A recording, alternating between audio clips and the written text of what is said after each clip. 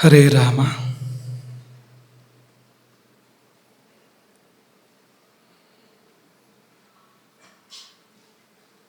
ಯತ್ರೈವ ಯತ್ರೈವ ಮನೋಮದೀಯಂ ತತ್ರೈವ ತತ್ರೈವ ಪದದ್ವಯಂ ತೇ.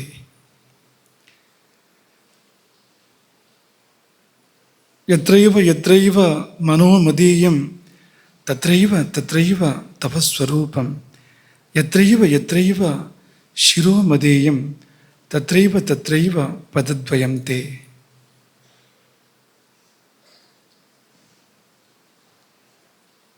ಅನ್ನಪೂರ್ಣೆ ಸದಾಪೂರ್ಣೆ ಶಂಕರಪ್ರಾಣವಲ್ಲಭೆ ಜ್ಞಾನವೈರಾಗ್ಯಸಿದ್ಧ್ಯರ್ಥಂ ಭಿಕ್ಷಾಂ ದೇಹಿ ಚ ಪಾರ್ವತಿ.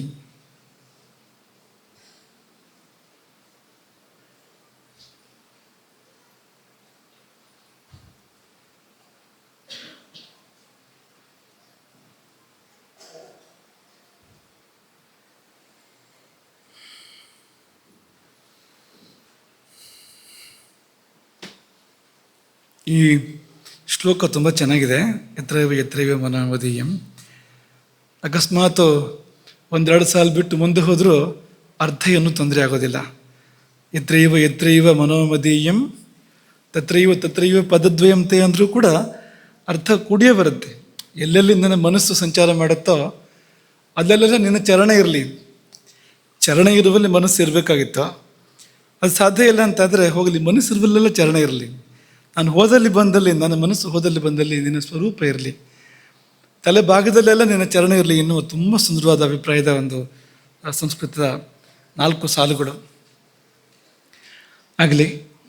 ಈಗ ನಿನ್ನೆಯ ಊಟದ ಮೆಲುಕು ಹಾಕೋಣ. ಇವತ್ತು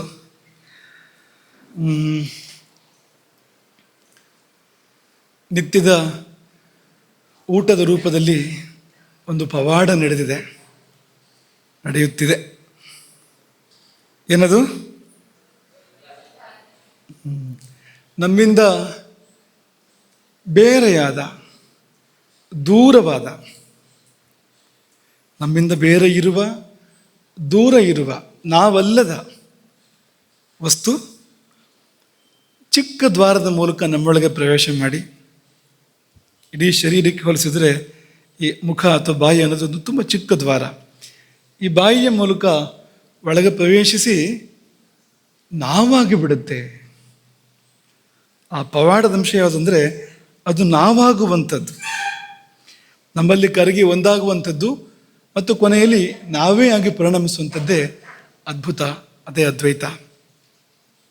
ಹೀಗಾಗಿ ತುಂಬ ಜಾಗ್ರತೆ ಬೇಕು ಊಟ ಮಾಡುವಾಗ. ಯಾಕೆಂದರೆ ಮಾಡಿದ ಊಟವೇ ನಾವಾಗ್ತೇವೆ ಅಂತಾದರೆ ಅಲ್ಲಿ ಅಪಾಯವೂ ಇದೆ.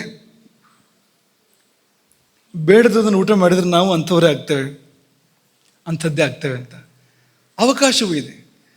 ನಾವು ಏನಾಗಬೇಕು ಅಂತಿದೆಯೋ ಅಂಥದ್ದನ್ನು ಊಟ ಮಾಡ್ಬೋದು. ಉದಾಹರಣೆಗೆ ರಾಕ್ಷಸ ಆಗಬೇಕು ಅಂತ ಅಂದ್ಕೊಳ್ಳಿ, ಹಾಗೊಂದು ಆಸೆ ಇದ್ದರೆ ರಾಜಸ ತಾಮಸ ಆಹಾರಗಳನ್ನು ಸೇವನೆ ಮಾಡ್ತಾ ಮಾಡ್ತಾ ಮಾಡ್ತಾ ಹೋದರೆ ಒಂದು ದಿನ ಅದಾಗ್ತೇವೆ. ನಾವು ಇರುವ ಜೀವಕೋಶಗಳು ಅಳಿದು ಹೊಸವು ಹುಟ್ಟುವ ಸಮಯದಲ್ಲಿ, ಪೂರ್ತಿ ಹೊಸದಾಗುವ ಸಮಯದಲ್ಲಿ ಪೂರ್ತಿ ರಾಕ್ಷಸ ಆಗಿರ್ತಾನೆ ಅವನು. ಅದೇ ದೇವತೆ ಆಗಬೇಕು ಅಂತ ಅನಿಸಿದರೆ ಸಾತ್ವಿಕವಾದ ಆಹಾರವನ್ನು ಸೇವನೆ ಮಾಡಿದರೆ ಆಯಿತು. ಆರೋಗ್ಯವಾಗಿರಬೇಕು ಅಂತಂದರೆ ತಕ್ಕಂತೆ ಆಹಾರ ಸೇವನೆ ಮಾಡಿದರೆ ಆಯಿತು. ಅವಕಾಶವೂ ಹೌದು, ಅಪಾಯವೂ ಹೌದು, ಎರಡೂ ಕೂಡ ಹೌದು. ಯಾಕೆಂದರೆ ಅಪಾಯ ಯಾಕೆಂದರೆ ಏನೇನೋ ಒಳಗೆ ಪ್ರವೇಶ ಮಾಡ್ತಾ ಇದೆ. ಒಳ್ಳೆಯದೋ ಕೆಟ್ಟದ್ದೋ ಗೊತ್ತಿಲ್ಲ. ಒಳ್ಳೆಯದಾದರೆ ಸರಿ, ಕೆಟ್ಟದಾದರೆ ಹೋಗಿ ಕೆಟ್ಟದನ್ನು ಮಾಡುತ್ತೆ. ಹಾಗಾಗಿ ಅಪಾಯವೂ ಕೂಡ ಅಪಾರವಾಗಿದೆ ಇಲ್ಲಿ ಎಂಬುದು ನಿನ್ನೆ ನಾವು ನೆನಪು ಮಾಡಿಕೊಂಡಿದ್ವು. ನಿಮಗೇನಾದರೂ ನೆನಪಾದರೆ ಹೇಳಿ. ನಿನ್ನೆ ಪಾಠದಲ್ಲಿ ನಿಮಗೆ ತುಂಬ ಮನಸ್ಸಿಗೆ ಹೌದು ಅಂತ ಅನಿಸಿದ್ದು ಏನಾದ್ರು ಇದ್ರೆ ಹೇಳಿ. ಪ್ರಶ್ನೆ ಬಂದರೆ ಕೇಳಿ, ನಿಮಗೆ ಬಿಡ್ತೇವೆ. ಸುಮುಖ.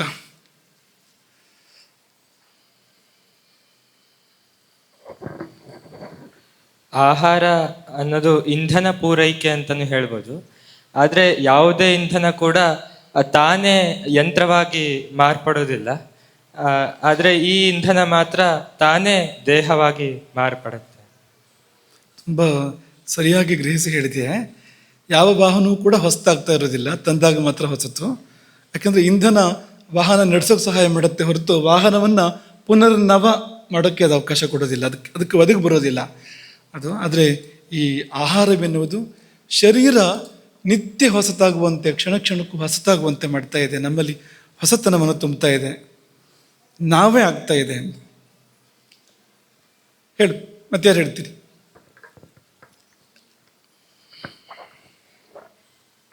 ಅನ್ನವನ್ನ ಬ್ರಹ್ಮ ಅಂತ ನಾವು ಭಾವಿಸ್ಕೊಂಡು ಊಟ ಮಾಡಿದ್ರೆ ಅದೇ ನಮಗೆ ಮುಕ್ತಿ ಕಾರಣ ಆಗುತ್ತೆ. ನಿಜವಾಗ್ಲೂ ಹೌದು, ಬ್ರಹ್ಮ ಅದು. ಅದನ್ನು ಭಾವಿಸ್ಕೊಂಡ್ರೆ ಅದು ಬ್ರಹ್ಮವಾಗೇ ಕೆಲಸ ಮಾಡುತ್ತೆ. ಅದು ಜೀವ ಅಂತ ಭಾವಿಸ್ಕೊಂಡ್ರೆ ಜೀವವಾಗಿ ಕೆಲಸ ಮಾಡುತ್ತೆ, ಬ್ರಹ್ಮ ಅಂತ ಭಾವಿಸ್ಕೊಂಡ್ರೆ ಬ್ರಹ್ಮವಾಗಿ ಕೆಲಸ ಮಾಡುತ್ತೆ. ಬರೀ ಸುಮ್ಮನೆ ಊಟ ಅಂತ ಭಾವಿಸಿದ್ರೆ ಆ ತರಹ ಕೆಲಸ ಮಾಡುತ್ತೆ. ಎಲ್ಲ ಹೌದದು, ಅದು ನಾವೇನು ಭಾವಿಸ್ತೀವೋ ಅದು ವ್ಯಕ್ತ ಆಗುತ್ತೆ ಅಲ್ಲಿ.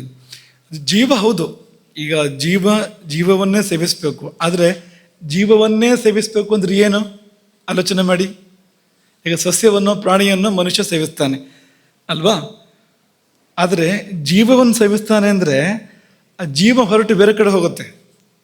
ಈಗ ಸಸ್ಯದಲ್ಲಿಯೋ ಪ್ರಾಣಿಯಲ್ಲೋ ಜೀವ ಇತ್ತಲ್ಲ, ಒಂದು ಜೀವ ನಮ್ಮೊಳಗೆ ಬಂದು ಸೇರ್ಕೊಳ್ಳೋದಿಲ್ಲ ಏನು, ಪುಣ್ಯವಶಾತ್. ಆಗ ಸೇರಿಕೊಂಡ್ರೆ ತುಂಬ ಆಪತ್ತೇ ಇದೆ. ಒಂದು ಮನೆಗೆ ಇಬ್ಬರು ಯಜಮಾನ, ಇಬ್ಬರಲ್ಲ, ಊಟ ಮಾಡಿದಷ್ಟು ಯಜಮಾನರು ಆಗ್ತಾ ಹೋಗ್ಬಿಡುತ್ತೆ ಅದು. ಹಾಗಾಗೋದಿಲ್ಲ. ಮತ್ತೇನು ಅಂದರೆ, ಈಗ ಒಂದು ಜೀವ ಪಂಚಭೂತಗಳ ಮನೆ ಕಟ್ಕೊಂಡಿದೆ, ಆ ಪಂಚಭೂತಗಳನ್ನು ನಮಗೆ ಬಿಟ್ಟುಕೊಡುತ್ತೆ. ಇನ್ನೊಂದು ಜೀವ ಇರುವ ಪಂಚಭೂತಗಳು, ಜೀವದ ಸುತ್ತ ಕಟ್ಟಿಕೊಂಡಿರ್ತಕ್ಕಂಥ ಪಂಚಭೂತಗಳ ಆವರಣ ಇದೆಯಲ್ಲ, ಅದು ಈ ಪಂಚಭೂತಗಳಲ್ಲಿ ಸೇರಿ ಒಂದಾಗತ್ತೆ. ಅದು ಬೇರೆ ಜಾಗ ಹುಡುಕತ್ತೆ, ಬೇರೆ ಮನೆ ಮಾಡ್ಕೊಳ್ಳುತ್ತೆ. ಇದು ಆಗುವಂಥದ್ದು ಅಲ್ಲಿ. ಹಾಗಾಗಿ ಜೀವಾದ್ವೈತ ಅಂದರೆ ಒಂದು ಮಟ್ಟಿಗೆ ಸತ್ಯ ಅಂತ ಹೇಳಬೇಕು ಅದನ್ನು, ಅಷ್ಟೇ ಹೊರತು ಯಥಾರ್ಥ ಸತ್ಯ ಅಂತಲ್ಲ. ಆದರೆ ಜೀವ ಬ್ರಹ್ಮಾದ್ವೈತ ಅಂದರೆ ಅದು ಸತ್ಯವೇ, ಯಾಕೆಂದರೆ ಅದು ಪರಬ್ರಹ್ಮವೇ ಆ ರೂಪದಲ್ಲಿ ಇರುವಂಥದ್ದು, ಬಂದು ಇಲ್ಲಿ ಬೆರೆತು ಒಂದಾಗ್ತಾ ಇರುವಂಥದ್ದು. ಆದರೆ ಬ್ರಹ್ಮವೇ ನಮ್ಮೊಳಗೆ ಬಂದು ಬೆರೀತಾ ಇದೆ ಈಗ. ಆದರೆ ಸಾಧನೆಯ ತುದಿಯಲ್ಲಿ ಜೀವವೇ ಹೋಗಿ ಬ್ರಹ್ಮದಲ್ಲಿ ಬೆರೆಯುತ್ತೆ, ಅದು ವ್ಯತ್ಯಾಸ. ಈಗ ಸದ್ಯ ಬ್ರಹ್ಮ ಒಂದು ಪುಟ್ಟ ರೂಪ ತಾಳಿ ನಮ್ಮೊಳಗೆ ಬಂದು ಬೆರೀತಾ ಇದೆ, ಅದು ಊಟ. ಆದರೆ ಇದೇ ಹೋಗಿ ಅಲ್ಲಿ ಬೆರೆಯುವಾಗ, ನಾವೇ ಹೋಗಿ ಬೆರೆಯುವಾಗ ಮುಕ್ತಿ ಅದು ಅಂತ. ಮತ್ತಾರು ಹೇಳು? ಅನ್ನ ಅಂದ್ರೆ ತಿನ್ನುವುದು ಹೌದು, ತಿನ್ನಲ್ಪಡುವುದು ಅಂತ ಅರ್ಥ. ಎಂತಕ್ಕೆ ಈಗ ನಮ್ಗೆ ಗೊತ್ತಿದ್ಕೊಂಡು ತಿಂದ್ರೆ ಜೀರ್ಣ ಆಗುತ್ತೆ, ಗೊತ್ತಿಲ್ಲದೆ ತಿಂದ್ರೆ ರೋಗ ಅಥವಾ ಸಾವು ಅಂತಾನೆ ಹೇಳ್ಬೋದು. ಅಂದ್ರೆ ಉದಾಹರಣೆ ಕೊಟ್ಟಿದ್ರಿ, ನೊಣ ವಜ್ರ ತಿಂದಂಗೆ. ಅಂದರೆ ಸರಿಯಾದದನ್ನು ಸೇವನೆ ಮಾಡಿದರೆ, ಸರಿಯಾದ ಪ್ರಮಾಣದಲ್ಲಿ, ಸರಿಯಾದ ಕಾಲದಲ್ಲಿ ನಾವು ಅದನ್ನು ಸೇವನೆ ಮಾಡ್ತಾ ಇರ್ತೀವಿ, ನಾವು ತಿಂತಾ ಇರ್ತೀವಿ. ಅದೇ ಸರಿ ಅಲ್ಲದುದನ್ನು ಸರಿ ಅಲ್ಲದ ಕಾಲದಲ್ಲಿ, ಸರಿಯಲ್ಲದ ಪ್ರಮಾಣದಲ್ಲಿ ಸೇವನೆ ಮಾಡಿದರೆ ಅದೇ ನಮ್ಮನ್ನು ತಿನ್ನುತ್ತೆ. ಅದ್ಯತೆ ಅತ್ತಿಚ ಭೂತಾನಿ. ಸರಿ ಇದೆ.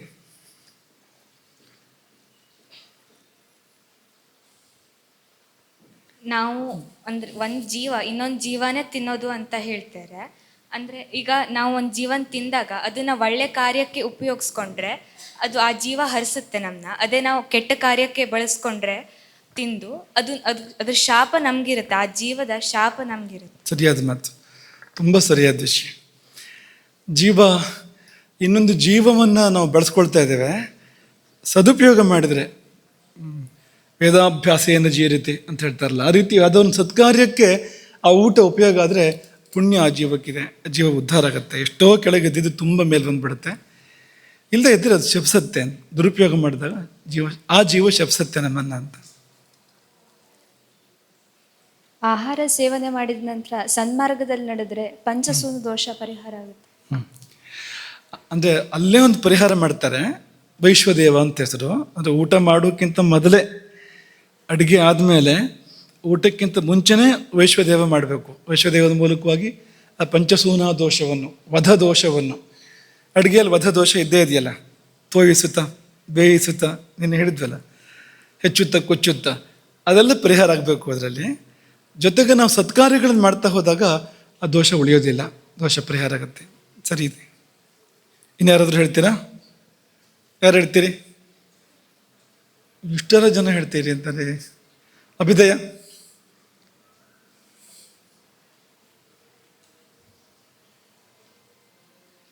ಪ್ರಶ್ನೆ ಇದೆ.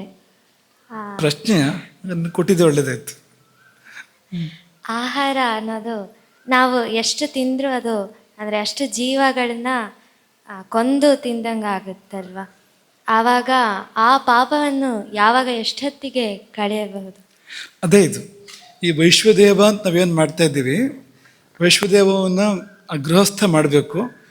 ಎಲ್ಲರೂ ಊಟ ಮಾಡ್ತಾರೆ, ಮನೆಯವರೆಲ್ಲರೂ ಗೃಹಸ್ಥ ಮಾಡಬೇಕು. ಆ ವೈಶ್ವದೇವದ ಸಂಕಲ್ಪವೇ ಏನು ಅಂದರೆ ಪಂಚಸೂನ ದೋಷ ಪರಿಹಾರಾರ್ಥಂ, ಈ ಜೀವಗಳನ್ನು ಕೊಂದ ದೋಷದ ಪರಿಹಾರಕ್ಕಾಗಿ ಅಂತಲೇ ಆ ವೈಶ್ವದೇವನ ವಿಧಿಯನ್ನು ಮಾಡುವಂಥದ್ದು. ಅದೊಂದು. ಇನ್ನೊಂದು ಈಗ ತಾನೇ ಪ್ರಸ್ತಾಪ ಆಗಿರುವಂಥದ್ದು ಅಂದರೆ ಮುಂದೆ ನಾವು ಮಾಡುವಂಥ ಪುಣ್ಯ ಕಾರ್ಯಗಳು, ಅದೇ ಆಹಾರ ಕೊಟ್ಟ ಶಕ್ತಿ ಬೆಳೆಸಿ ನಾವು ಮಾಡುವಂಥ ಪುಣ್ಯ ಕಾರ್ಯಗಳು ಆ ದೋಷವನ್ನು ಪರಿಹಾರ ಮಾಡ್ತವೆ. ಆದರೆ ಮುಖ್ಯವಾಗಿ ಉಣ್ಣುವಾಗಲೇ ಅನ್ನದಲ್ಲಿ ದೋಷ ಇರ್ತಾ ಉಣ್ಣಬಾರ್ದು, ಆ ದೋಷ ಪರಿಹಾರ ಮಾಡಿಕೊಂಡೇ ಉಣ್ಣಬೇಕು. ಹಾಗಾಗಿ ವೈಶ್ವದೇವವನ್ನು ಮಾಡಬೇಕು, ಅದೇ ಪರಿಹಾರ. ಅದಕ್ಕೆ ಮತ್ತು ಒಳ್ಳೆ ಮನಸ್ಸಿಂದ ಮಾಡಬೇಕು. ಅಂದರೆ ಈ ಅನ್ನದ ಹಿಂದೆ ಯಾವ್ಯಾವ ಜೀವಗಳಿದ್ದಾವೋ ಅವಕ್ಕೆಲ್ಲ ಒಳ್ಳೆಯದಾಗಲಿ ಅಂತ ಹರಿಸಿ ನಾವು ಒಂದು ಪ್ರಾರ್ಥಿಸಿ ಊಟ ಮಾಡಿದರೆ ಅದಕ್ಕೆಲ್ಲ ಹೋಗಿ ತಲುಪುತ್ತೆ ಆ ಜೀವಗಳಿಗೆಲ್ಲ. ಆ ದೇಹ ಇದ್ದರೆ ಏನಾಗ್ತಿತ್ತು ಅದಕ್ಕಿಂತ ಜಾಸ್ತಿ ಒಳ್ಳೆಯದಾಗತ್ತೆ ಅದಕ್ಕೆ. ಈಗ ಒಂದು ಯಾವುದೊಂದು ಗಿಡ ಅಂತ ಅಂದ್ಕೊಳ್ಳಿ, ಗಿಡವಾಗಿದ್ದು ಎಲ್ಲಿಗೆ ಹೋಗುತ್ತೆ, ಅದು ಏನು ಮಾಡುತ್ತೆ ಅದು. ಆದರೆ ಈ ಅದೊಂದು ಪ್ರಾಣಾಗ್ನಿಹೋತ್ರಕ್ಕೆ ಸಂದಾಗ, ಒಂದು ಭೋಜನ ಯಜ್ಞಕ್ಕೆ ಸಂದಾಗ ಅದು ಉದ್ಧಾರ ಆಗ್ಬೋದು, ಅದು ಎಷ್ಟೋ ಮೇಲಕ್ಕೆ ಬಂದುಬಿಡ್ಬೋದು. ಆ ಲಾಭ ಅದಕ್ಕಿದೆ ಅಂತ. ಸರಿನಾ? ಇನ್ಯಾರು ಹೇಳ್ತೀರಿ? ಧ್ವನಿ.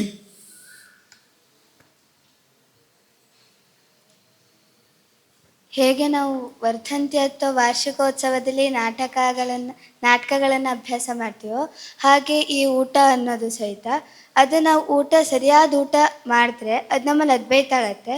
ಹಾಗೆ ಒಂದು ದಿವಸ ನಾವು ಪರಮಾತ್ಮನಲ್ಲಿ ಅದ್ವೈತವಾಗ್ತೇವೆ. ಆ ಕೊಟ್ಟ ಕೊನೆಯ ಜೀವದೇವಾದ್ವೈತದ ಅಭ್ಯಾಸ ಇದು ಅಂತ. ಈ ಊಟ ಇಲ್ಲ, ನಾಟಕಕ್ಕೆ ಮುಂಚಿನ ಅಭ್ಯಾಸ ಇದ್ದ ಹಾಗೆ ಅಂತ. ಸರಿ ಇದೆ, ಹೇಳಿ.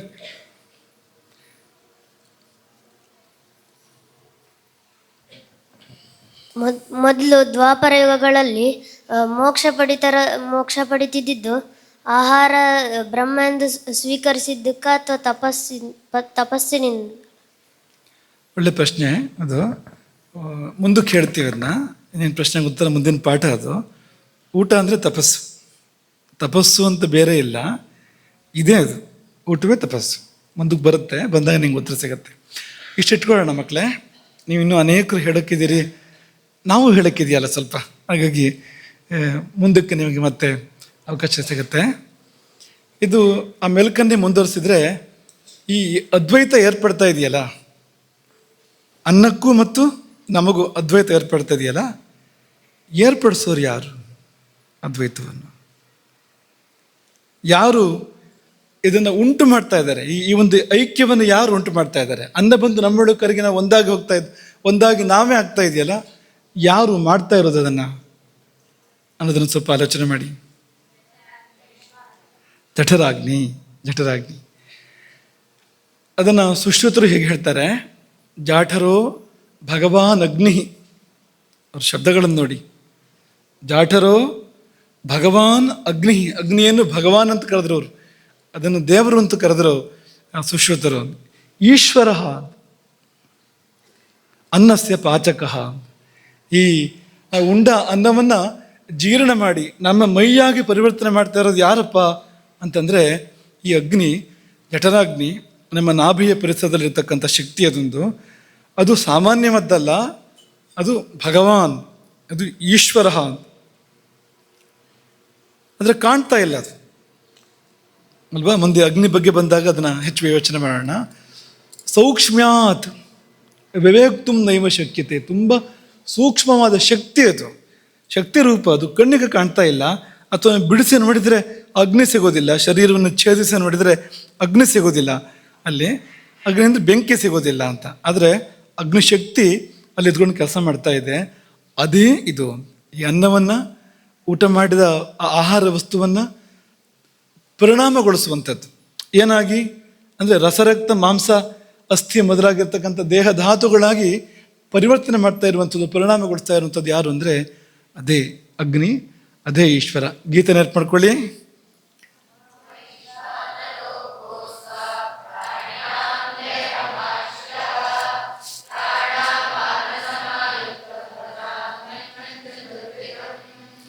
ನಾನೇ ವೈಶ್ವಾನರ, ಎಲ್ಲ ಪ್ರಾಣಿಗಳ ದೇಹದಲ್ಲಿ ನಾನಿದ್ದೇನೆ, ನೆಲೆಸಿದ್ದೇನೆ. ಪ್ರಾಣಾಪಾನಗಳು ಒಡಗೂಡಿ 4 ಬಗೆಯ ಏನು ಅನ್ನ ನನ್ನೊಳಗೆ ಬಂದು ಸೇರ್ತದೆಯೋ ಅದೆಲ್ಲವನ್ನೂ ನಾನೇ ಪಚನಗೊಳಿಸುವವನು. ಈ ಅಡುಗೆ ಮನೆ ಅಡುಗೆ ನಿಜವಾದ ಅಡುಗೆ ಅಲ್ಲ, ಅಡುಗೆ ಮಾಡೋದು ಅಗ್ನಿ, ನಮ್ಮ ಒಳಗಿರ್ತಕ್ಕಂಥ ಅಗ್ನಿಯೇ ಅಡುಗೆ ಮಾಡೋದು. ಪಚಾಮಿ ಅಂದರೆ ನಾನೇ ಅಡುಗೆ ಮಾಡ್ತೇನೆ, ನಾನೇ ಪಾಕವನ್ನು ಮಾಡ್ತೇನೆ ಅಂತ ಭಗವಂತ ಹೇಳ್ತಾ ಇರುವಂಥದ್ದು. ಇವರು ಸುಶ್ರುತರು ಅದನ್ನೇ ಹೇಳಿದರು, ಪಾಚಕಃ ಅಂತ. ಪಾಚಕ ಅಂದರೆ ಅಡುಗೆ ಮಾಡೋವನು ಅಂತ. ಯಾರು ಅಂದರೆ ಅದೇ ಅಗ್ನಿಯೇ ನಿಜವಾದ ಪಾಚಕ. ಮತ್ತು ಇದು ಈ ಅಡುಗೆ ಬಿಟ್ಟರೆ ಯಾರು, ಈ ಅಡುಗೆ ಏನೋ ಇದು ಅಂತಂದರೆ ಅದಕ್ಕೆ ಸಿದ್ಧತೆ ಮಾಡಿಕೊಡುವಂಥದ್ದು. ಅದಕ್ಕೆ ಪೂರಕವಾಗಿ ಒಂದಷ್ಟು ನಾವು ಅದನ್ನು ಮೊದಲೇ ನಾವು ಬೇಯಿಸಿದರೆ, ಮೊದಲು ಸ್ವಲ್ಪ ಮೆತ್ತಗೆ ಮಾಡಿದರೆ, ಮೊದಲು ಅಗಿದು ಕೊಟ್ಟರೆ ಅಂದರೆ ಆ ಅಗ್ನಿಗೊಂದು ಸೇವೆ ಮಾಡಿದ ಹಾಗೆ ಅದು ಅಂತ. ಅದು ಮುಂದೆ ಮಾಡೋದನ್ನು ಮಾಡಲಿಕ್ಕಿದೆ, ನೀವು ಹಸಿ ತಿಂದರೂ ಅದು ಮಾಡೋ ಕೆಲಸ ಮಾಡುತ್ತೆ ಅದು. ಆದರೆ ಸುಗಮ ಮಾಡಿಕೊಡುವಂಥ, ಅದಕ್ಕೆ ಪೂರಕವಾಗಿ ಸೇವೆ ಮಾಡ್ತಕ್ಕಂಥ ಕೆಲಸವನ್ನೇ ಮಾಡೋದು ಹೊರತು ಪಾಚಕ ಯಾರು ಅಂದರೆ ಅಗ್ನಿಯೇ. ಪಾಕ ಎಲ್ಲಾಗತ್ತೆ ಅಂದರೆ ನಿಜವಾದ ಪಾಕ ಅಲ್ಲಾಗತ್ತೆ, ಎಲ್ಲಿ ಹೊಟ್ಟೆ ಒಳಗೆ ನಿಜವಾದ ಪಾಕ ಆಗುವಂಥದ್ದು. ಇದು ಸಣ್ಣ ಸಿದ್ಧತೆ ಅಷ್ಟೇ ಅಡುಗೆ ಮನೆಯಲ್ಲಿ ಮಾಡುವಂಥದ್ದು ಅಂತ. ಕಾಲಾಗ್ನಿ ರುದ್ರ ಪತ್ನೀಚ ನಿದ್ರಾಸ ಸಿದ್ಧ ಯೋಗಿನಿ. ಅವನೇ ಕಾಲಾಗ್ನಿ ರುದ್ರ. ಯಾರು ಅಂದರೆ ಮಣಿಪೂರ ಚಕ್ರದಲ್ಲಿ ನೆಲೆಸಿರ್ತಕ್ಕಂಥವನು ರುದ್ರದೇವ. ಅವನೇ ಕಾಲಾಗ್ನಿ ಅಂದರೆ ಕಾಲಕ್ಕೆ ತಕ್ಕಂತೆ ಮಧ್ಯಾಹ್ನ ಕಾಲ ಬಂದರೆ ಎದ್ದು ಬರುವವನು ಹಸಿವಾಗಿ, ಅವನೇ ಅವನು ಎನ್ನುವುದು ಇನ್ನೊಂದು ಮಾತು. ಹಾಗಾಗಿ ಇದು ಒಡಲೊಳಗೆ ಅಗ್ನಿರೂಪದಲ್ಲಿ ನೆಲೆಸಿರುವ ಪರಮಾತ್ಮನಿಗೆ ನಾವೆತ್ತುವ ತುತ್ತು ಹವಿಸ್ಸು ಅನ್ನೋದನ್ನು ನಮ್ಮ ಮನಸ್ಸಲ್ಲಿ ಇಟ್ಕೊಳ್ಬೇಕು. ಒಂದು ಸಂಗತಿಯನ್ನು ಗಮನಿಸಿ ಮುಂದಕ್ಕೆ ಹೋಗೋಣ ಇಲ್ಲಿಂದ. ಈ ಅದ್ವೈತ ಆಗದೇ ಇರೋ ಪದಾರ್ಥಗಳನ್ನು ಆದಷ್ಟು ನಾವು ತಿನ್ನಬಾರ್ದು. ಅದ್ವೈತ ಆಗದಿರೋ ಪದಾರ್ಥಗಳು ಒಳ್ಳೆ ಪದಾರ್ಥವೇ ಆದರೂ ಅದು ಜಾಸ್ತಿ ತಿಂದರೆ ಅದು ಅದ್ವೈತ ಆಗೋದಿಲ್ಲ. ಆಮೇಲೆ ಅದು ಬೇರೆ ಉಳಿಯುತ್ತೆ, ಅದು ಅನಾಹುತ ಮಾಡುತ್ತೆ. ಅಥವಾ ಆವಾಗ ತಿಂದರು ಅದು ಜೀರ್ಣಕ್ಕಿಂತ ಮುಂಚೆ ಮತ್ತೆ ತಿಂದರೆ ಅದು ಅದೇ ಪರಿಣಾಮವನ್ನು ಮಾಡುತ್ತೆ. ಆದರೆ ಕೆಲವು ಆಹಾರ ವಸ್ತುಗಳೇ ಆಗಿವೆ, ಅದನ್ನು ತಿಂದರೆ ಅದು ಅದ್ವೈತ ಆಗೋದಿಲ್ಲ, ಅಂದರೆ ಜೀರ್ಣ ಆಗೋದಿಲ್ಲ ಅಂತ. ಜೀರ್ಣ ಆದರೆ ಅದ್ವೈತ ಆಗೋದು, ಅದು ಜೀರ್ಣ ಆಗೋದಿಲ್ಲ. ಅದಕ್ಕೆ ಒಂದು ಉದಾಹರಣೆ ಮೈದಾ. ಒಂದು ಉದಾಹರಣೆ ಮೈದಾ ಸುಲಭಕ್ಕೆ ಜೀರ್ಣ ಆಗೋದಿಲ್ಲ. ಅದು ಬೇರೆ ಆಹಾರ ವಸ್ತುಗಳಿಗೆ ಜೀರ್ಣ ಆಗೋಕ್ಕೆ ಏನು ಸಮಯ ಬೇಕೋ ಅದಕ್ಕಿಂತ ತುಂಬ ಜಾಸ್ತಿ ಸಮಯ ಬೇಕು ಅದಕ್ಕೆ, ಮೈದಾಕ್ಕೆ.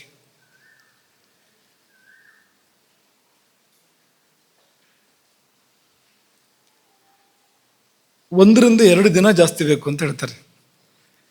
ಈಗ ಬೇರೆ ಆಹಾರಕ್ಕೆ ಏನು ಸಮಯ ಬೇಕು ಅದಕ್ಕಿಂತ 1ರಿಂದ 2 ದಿನ ಜಾಸ್ತಿ ಬೇಕು. ಗ್ಲುಟೋನ್ ಅಥವಾ ಅಂಟಿನಂಶ ಇರುತ್ತಲ್ಲ ಅದರಲ್ಲಿ, ಅದರಿಂದಾಗಿ ಹೋಗಿ ಕರುಳಿನ ಗೋಡೆಗಳಿಗೆ ಅಂಟಿಕೊಳ್ಳುತ್ತೆ ಅದೇ ಅಂತ. ಮೈದಾ ಒಳಗಡೆ ಹೋದರೆ ಕರುಳಿನ ಗೋಡೆಗಳಿಗೆ ಅದು ಅಂಟಿಕೊಳ್ಳುವ ಅಪಾಯ ಇದೆ, ಹೊರಗೆ ಹೋಗೋದಾಗೆ ಅದು ಅಂಟಿಕೊಂಡ್ರೆ ಇಂಥದ್ದಿದೆ. ಹಾಗೆ ತುಂಬ ಅನೇಕ ಅನಾಹುತಗಳಿದೆ ಮೈದಾದಲ್ಲಿ. ಒಟ್ಟಿಗೆ ಅಂದರೆ ಆ ನಾರಿನಂಶ ಕಡಿಮೆ, ಅದರಲ್ಲಿ ನಾರಿನಂಶ ಇದ್ದಾಗ ಅದು ತುಂಬ ಅನುಕೂಲ ಆಗುತ್ತೆ, ಜೀರ್ಣ ಆಗೋದಕ್ಕೆ ಅನುಕೂಲ ಆಗುತ್ತೆ. ನಾರಿನಂಶ ಇಲ್ಲ, ಅಂಟಿನಂಶ ಇದೆ, ಗ್ಲುಟನ್ ಇದೆ, ಇದೆಲ್ಲ ಇರೋದ್ರಿಂದ ಮೈದಾ ಅಂದರೆ ಏನು, ಗೋಧಿಯೇ ಕೆಟ್ಟು ಹೋಗಿದೆ ಇವತ್ತು. ಗೋಧಿ ಅದಿಲ್ಲ ಇವತ್ತು.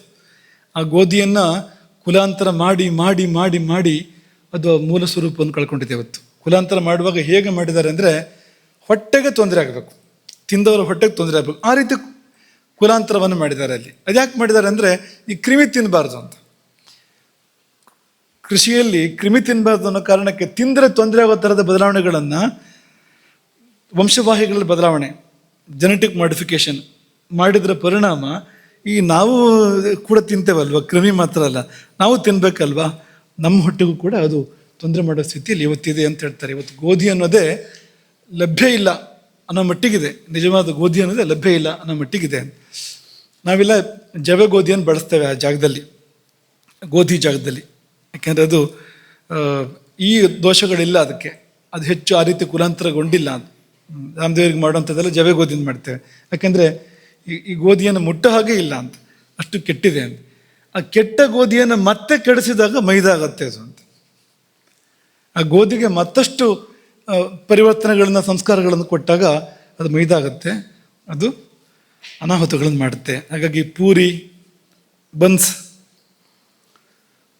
ಬಾಳೆಹಣ್ಣು ಮೈದಾ ಹಿಟ್ಟು ಬೆಳೆಸಿ ಮಾಡಿತ್ತು ಬನ್ಸ್ ಅಲ್ವಾ, ಗೋಲಿ ಬಜೆ ಮೈಸೂರು ಬೋಂಡ, ಗೋಲಿಬಜೆ ಅಥವಾ ಮಂಗಳೂರು ಬೋಂಡ, ಮೈಸೂರು ಬೋಂಡ. ಕೆಲವರು ಹೋಳಿಗೆಯ ಹೊರಪದರವನ್ನು ಮೈದಾ ಹಿಟ್ಟಿಂದ ತಯಾರಿಸ್ತಾರೆ, ಅದು ಇದೆ. ಕೇರಳದಲ್ಲಿ ಮಲಬಾರ್ ಪರೋಟ, ತಮಿಳುನಾಡಲ್ಲಿ ಬನ್ ಪರೋಟ, ಪಂಜಾಬಲ್ಲಿ ಭಟೂರ ಅಂತ ಹೇಳ್ತಾರೆ ಇದನ್ನು. ಸಿಕ್ಕಿಮಲ್ಲಿ ಮೋಮೋಸ್ ಅಂತ ಹೇಳ್ತಾರೆ. ಈಗ ಇತ್ತೀಚೆಗೆ ತುಂಬ ಜನಪ್ರಿಯ ಆಗ್ತಾ ಇದೆಯಂತೆ ಅದು ಮೋಮೋಸ್ ಅಂತ. ಬ್ರೆಡ್ಡು ಬನ್ನು ಇದೆಲ್ಲ ಅದೇ, ಬ್ರೆಡ್ಡು ಬನ್ನು ಅಂತ ಏನು ಸಿಗ್ತಾ ಇದೆ ಇದೆಲ್ಲ ಅದೇ. ಪಿಜ್ಜಾದ ಅಡಿಪದರ ಅದು ಅದೇ. ಆಮೇಲೆ ಚಿರೋಟಿ, ಬಾದಾಮ್ ಪುರಿ, ಜಲೇಬಿಗೂ ಅದನ್ನು ಬಳಸ್ತಾರೆ ಕೆಲವರಿಗೆ, ಕೆಲವು ಕಡೆಗೆ ಅಂದರೆ ಅನೇಕರು ಅದನ್ನು ಬಳಸ್ತಾರೆ. ಜಹಾಂಗೀರ್, ಬಾದುಷಾ ಅಥವಾ ಬಾದಶಾಹ ಸಾಟೆ ಅಂತ ಹೇಳ್ತಾರಲ್ಲ, ಅದು ಎಲ್ಲ ಇಂತಿಂಥ ವಸ್ತುಗಳೇ ಆಗಿದೆ ನೋಡಿ ಅದರಿಂದಾಗಿ. ಇದೆಲ್ಲ ಕೆಟ್ಟೋಗಿದೆ ಪೂರ್ತಿ. ಹಾಗೆ ಒಂದು ಬಗೆಯ ದಪ್ಪನೆಯ ಶಂಕರಪೊಳೆ, ಅದು ಕೂಡ ಮೈದಾದಿಂದ ಮಾಡಲ್ಪಡುತ್ತೆ ಅಂತ ಹೇಳ್ತಾರೆ. ನೆನಪು ಮಾಡಿಕೊಂಡು ಕೆಲವಷ್ಟೇ. ನೀವು ಇದನ್ನೆಲ್ಲ ತಿನ್ನಬೇಕಾದ್ರೆ ಸ್ವಲ್ಪ ಹುಷಾರಾಗಿರಬೇಕು. ಅದು ಒಳಗೆ ಬರೋ ಸುಲಭ, ಹೊರಗೆ ಹೋಗೋಕೆ ಸುಲಭ ಇಲ್ಲ. ಹೋಗಲಿ, ಒಳಗಾದ್ರೂ ಕರಗಿ ಒಂದಾಗತ್ತ ನಮ್ಮಲ್ಲಿ ಅಂದರೆ ನಾನೇ ಬೇರೆ ಅಂತ ಕೂತಿರುತ್ತೆ ಒಳಗಡೆ. ಒಂದಾಗೋದು ಇಲ್ಲ ನಮ್ಮಲ್ಲಿ, ಹೊರಗೆ ಹೋಗೋದು ಇಲ್ಲ. ಒಳಗೊಂದು ಬಂದು ಕೂತ್ಕೊಂಡ್ಬಿಟ್ರೆ ಏನು ಮಾಡೋದು ಅಂತ ಆವಾಹನೆ ಆಗಿದೆ. ಭೂತ ಉಚ್ಚಾಟನೆ ಆಗೋದೇ ಇಲ್ಲ ಅಂತ ಅದು ಅಂತ. ಯಾವ ಮಂತ್ರಕರು ಬಂದರೆ ಉಚ್ಚಾಟನೆ ಮಾಡೋಕ್ಕೆ ಸಾಧ್ಯ ಇಲ್ಲ, ಇಂಥದ್ದದು ಅಂತ. ಹಾಗಾಗಿ ಇಂಥದ್ದನ್ನೆಲ್ಲ ತಿನ್ನಬಾರ್ದು. ಉತ್ತಮ ಪಕ್ಷ. ಅಧಮ ಪಕ್ಷ ಕಡಿಮೆ ತಿನ್ನಬೇಕು ಅಂತ. ಅದನ್ನು ತಿನ್ನೋ ಪ್ರಮೇಯ ಬಂದರೆ ಚೂರಪಾರ ತಿಂದು ಸುಧಾರಿಸ್ಕೊಳ್ಬೇಕು, ಜಾಸ್ತಿ ಅಂತೂ ತಿನ್ನಬಾರ್ದು ಅಂತ. ಇನ್ನು ಅನ್ನಂ ಮೃತ್ಯುಂ ತಮು ಜೀವಾತು ಮಾಹು ಅಂತ ಒಂದು ಮಾತಿದೆ. ಅನ್ನವೇ ಮೃತ್ಯು, ಅನ್ನವೇ ಜೀವನ ಔಷಧ. ಜೀವಾತು ಅಂದ್ರೇನು? ಜೀವನ ಕಾರಣ, ಜೀವನ ಔಷಧ ಎರಡೂ ಹೋದು ಅಂತ. ಜೀವನ ಕಾರಣ, ಜೀವನ ಔಷಧ ಗೊತ್ತು ನಮಗೆ. ಮೃತ್ಯು ಹೇಗೆ ಅಂದರೆ ಅದು ಈ ಮೊದಲು ಚಿಂತನೆ ಮಾಡಿದ್ದೇವೆ. ಸರಿಯಿಲ್ಲದ ಆಹಾರ ಸೇವನೆ ಮಾಡಿದರೆ ಮೃತ್ಯುವಾಗಿ ಪರಿಣಮಿಸುತ್ತೆ ನಮಗೆ ಅಂತ ಚಿಂತನೆ ಮಾಡಿದ್ದೇವೆ. ಇನ್ನೊಂದು ಬಗೆಯಲ್ಲೂ ಮೃತ್ಯು ಅದು. ಯಾವ ಬಗೆಯಲ್ಲಿ ಅಂತಂದರೆ ದಾನೆ ದಾನೆ ಮೇಲೆ ಕಾಹೆ ಖಾನೆ ವಾಲೆ ಕಾ ನಾಮ್ ಅಲ್ವಾ. ಒಬ್ಬನಿಗೆ ಇಷ್ಟು ಅಂತ ತೀರ್ಮಾನ ಆಗಿಬಿಟ್ಟಿದೆ ಮೊದಲೇ. ಆಹಾರ ಎಷ್ಟು ಅಗಳು ಅಂತ ತೀರ್ಮಾನ ಆಗಿಬಿಟ್ಟಿದೆ ಮೊದಲೇ. ಹಾಗಾಗಿ ನೀವು ಒಂದು ಅಗಳು ತಿಂದ್ರಿ ಅಂದರೆ ಹತ್ತಿರ ಹೋದ್ರಿ ಮೃತ್ಯುವಿಗೆ ಒಂಚೂರು ಅಂತ ಅರ್ಥ ಅದಕ್ಕೆ ಅಂತ. ನೀವು ಎಷ್ಟು ಊಟ ಮಾಡ್ತಾ ಹೋಗ್ತಿರೋ ಅಷ್ಟು ಮೃತ್ಯುವಿಗೆ ಹತ್ತಿರ ಆಗ್ತಾ ಹೋಗ್ತೀರಿ. ನಿಮ್ಮ ಪಾಲಿನ ಅನ್ನ ಖಾಲಿ ಆಗ್ತಾ ಬರ್ತಾ ಇದೆ ಅಂತ. ಆಯುಸ್ಸು ಅಂದ್ರೆ ಏನು? ಅನ್ನವೇ ಆಯುಸ್ಸು. ನಮಗೆ ಅಂತ ದೇವರು ಇಟ್ಟದ್ದು ಎಷ್ಟಿದೆಯೋ ಅದೇ ನಮ್ಮ ಆಯುಸ್ಸು ಅಂತ. ಜಾಸ್ತಿ ಜಾಸ್ತಿ ತಿಂತ ಬಂದರೆ ಬೇಗ ಸಾಯ್ಬೋದು. ಹಿತಮಿತ ತಿಂತ ಬಂದರೆ ದೀರ್ಘಕಾಲ ಬಾಳ್ಬೋದು, ಹೆಚ್ಚು ಕಾಲ ಬಾಳ್ಬೋದು. ಹಾಗಾಗಿ ಆಯುಸ್ಸು ಅಂದರೆ ಅದು ಕೇವಲ ಕಾಲ ಮಾತ್ರ ಅಲ್ಲ. ಆಯುಸ್ಸು ಅಂದರೆ ಶ್ವಾಸವೂ ಹೌದು. ಒಬ್ಬನಿಗೆ ಇಂತಿಷ್ಟು ಶ್ವಾಸಗಳು ಅಂತ. ಹಾಗಾಗಿ ಸಮಾಧಾನವಾಗಿ ಉಸಿರಾಡಿದರೆ, ದೀರ್ಘ ಉಸಿರಾಟ ಮಾಡಿದರೆ ದೀರ್ಘಕಾಲ ಬದುಕ್ಬೋದು. ಹಾಗೆ ಆಹಾರವೂ ಕೂಡ ಹೌದು. ಇಷ್ಟು ಇವನಿಗೆ ಅಂತ ತೀರ್ಮಾನ ಆಗಿದೆಯಲ್ಲ, ಅದನ್ನು ಬೇಗ ತಿಂದು ಮುಗಿಸ್ಬಾರ್ದು. ಅದನ್ನು ಮಿತಿಯಲ್ಲಿ ತಿನ್ನಬೇಕು. ರುಚಿಗೋಸ್ಕರ ತಿಂತ ಹೋಗಬಾರ್ದು. ಹೊಟ್ಟೆಗೆ ಎಷ್ಟು ಬೇಕೋ ನೋಡ್ಕೊಂಡು ತಿನ್ನಬೇಕು ಹೊರತು ರುಚಿ ಇದೆ ತಿನ್ನು ಮತ್ತೊಂದು ಆ ಥರ ಹೋಗಬಾರ್ದು. ಹಾಗಾಗಿ ದಾನೆ ದಾನೆ ಮೇಲೆ ಕಾಹೆ ಖಾನೆ ಮಾಲಕ ನಾಮ್ ಅಂದರೆ ಏನು ಅಂದರೆ, ಅದರ ಅರ್ಥ ಏನು ಅಂದರೆ ಒಂದೊಂದು ಅಗಳು ನಮ್ಮನ್ನು ಮೃತ್ಯುವಿಗೆ ಹತ್ತಿರ ಮಾಡ್ತಾ ಇದೆ ಅಂತ. ಹಾಗಾಗಿ ಹಿತವಾದುದನ್ನು ತಿನ್ನು, ಮಿತವಾಗಿ ತಿನ್ನು ಎಂಬುದಾಗಿ ಹೇಳುವಂಥದ್ದು ಅಂತ. ಬೆಳೆಸಿ ಬೆಳೆಸಿ ಮುನ್ನಡೆಸಿ ಮತ್ತು ಸಾವಿನತ್ತವೇ ನಮ್ಮನ್ನು ನಡೆಸುತ್ತೆ ಅನ್ನ ಎಂಬುದಾಗಿ ಬಲ್ಲವರು ಹೇಳುವಂಥದ್ದು. ಆಹಾರ ಹೆಚ್ಚಾದರೆ, ಕಡಿಮೆ ಆದರೂ ತೊಂದರೆ ಇದೆ. ಆಹಾರ ಕಡಿಮೆ ಆದರೆ, ಹೆಚ್ಚಾದರೆ ತುಂಬ ತೊಂದರೆ ಇದೆ. ಭಾಳಷ್ಟು ತೊಂದರೆಗಳಿದ್ದಾವೆ. ಇಷ್ಟಿಟ್ಕೊಳ್ಳೋಣ. ಇನ್ನು ಮುಂದಿನ ವಿಷಯಕ್ಕೆ ಹೋಗೋಣ. ನಿನ್ನೆ ನಾವು ನಿಮ್ಮನ್ನು ಕೇಳಿದ್ವು ಊಟ ಅಂದರೆ ಏನು ಅಂತ. ನೀವು ಹೇಳಿದ್ರಿ ಯಜ್ಞ ಅಂತ. ನಾವು ಹೇಳ್ತೀವಿ ಯಜ್ಞ ಅಂತ. ಊಟ ಅಂದರೆ, ಭೋಜನ ಅಂದರೆ ಯಜ್ಞ ಅಂತ. ಈಗ ನೀವು ನಾವು ಮಾತ್ರ ಅಲ್ಲ, ವೇದವು ಕೂಡ ಈ ಭೋಜನವನ್ನು ಯಜ್ಞ ಅಂತ ಹೇಳಿದೆ. ಉಪನಿಷತ್ತು ಹೇಳಿದೆ ಭೋಜನವನ್ನು ಯಜ್ಞ ಅಂತ. ಉಪನಿಷತ್ತು ಕೂಡ ಹೇಳಿದೆ. ಅದಕ್ಕೆ ಅಂತ ಒಂದು ಉಪನಿಷತ್ತಿದೆ. 108 ಉಪನಿಷತ್ತುಗಳ ಪೈಕಿಯಲ್ಲಿ ಒಂದು ಉಪನಿಷತ್ತು ಇದಕ್ಕೋಸ್ಕರವೇ ಇದೆ. ಇನ್ನು ಬೋಧಾಯಂದರು ತಮ್ಮ ಧರ್ಮಸೂತ್ರಗಳಲ್ಲಿ ಹೇಳ್ತಾರೆ ಯಜ್ಞ ಇದು ಅಂತ, ಆತ್ಮಯಾಗ ಎಂಬುದಾಗಿ ಬೋಧಾಯಂದರು ಹೇಳ್ತಾರೆ. ಶಂಕರಾಚಾರ್ಯರು ತಮ್ಮ ಪ್ರಪಂಚಸಾರ ತಂತ್ರ ಎಂಬ ಗ್ರಂಥದಲ್ಲಿ, ತಂತ್ರ ಗ್ರಂಥ ಅದು, ಅಲ್ಲಿ ಅವ್ರಿಗೆ ಪ್ರಾಣಾಗ್ನಿಹೋತ್ರದ ಬಗ್ಗೆ, ಯಜ್ಞದ ಬಗ್ಗೆ, ಊಟ ಹೇಗೆ ಯಜ್ಞ ಆಗುತ್ತೆ ಅನ್ನೋ ಬಗ್ಗೆ ಅವರು ವಿವರಿಸಿದ್ದಾರೆ. ಇನ್ನು ಚರಕರು ಚರಕ ಸಮಿತಿಯಲ್ಲಿ ಹೇಳಿದ್ದಾರೆ, ಭಾವಮಿಶ್ರರು ಭಾವಪ್ರಕಾಶದಲ್ಲಿ ಹೇಳಿದ್ದಾರೆ. ಇವರೆಲ್ಲರೂ ಕೂಡ ಭೋಜನವನ್ನು ಯಜ್ಞ ಅಂತಲೇ ಹೇಳಿದ್ದಾರೆ. ನಿಮಗೆ ನಾವು ಕೆಲವು ಉದಾಹರಣೆ ಕೊಟ್ಟಿದ್ದು, ಇಡೀ ಭಾರತೀಯ ಸಂಸ್ಕೃತಿ ಭೋಜನವನ್ನು ಯಜ್ಞ ಅಂತ ಹೇಳಿದೆ. ಪ್ರಾಚೀನ ಭಾರತೀಯ ಸಂಸ್ಕೃತಿ ಇಡೀ ಯಾರೋ ಒಬ್ಬರೇ ಹೇಳಿದರೆ ಏನೋ ಅವ್ರ ಭಾವನೆ ಅಂತ ಅನ್ಬೋದು. ಆಗಲ್ಲ.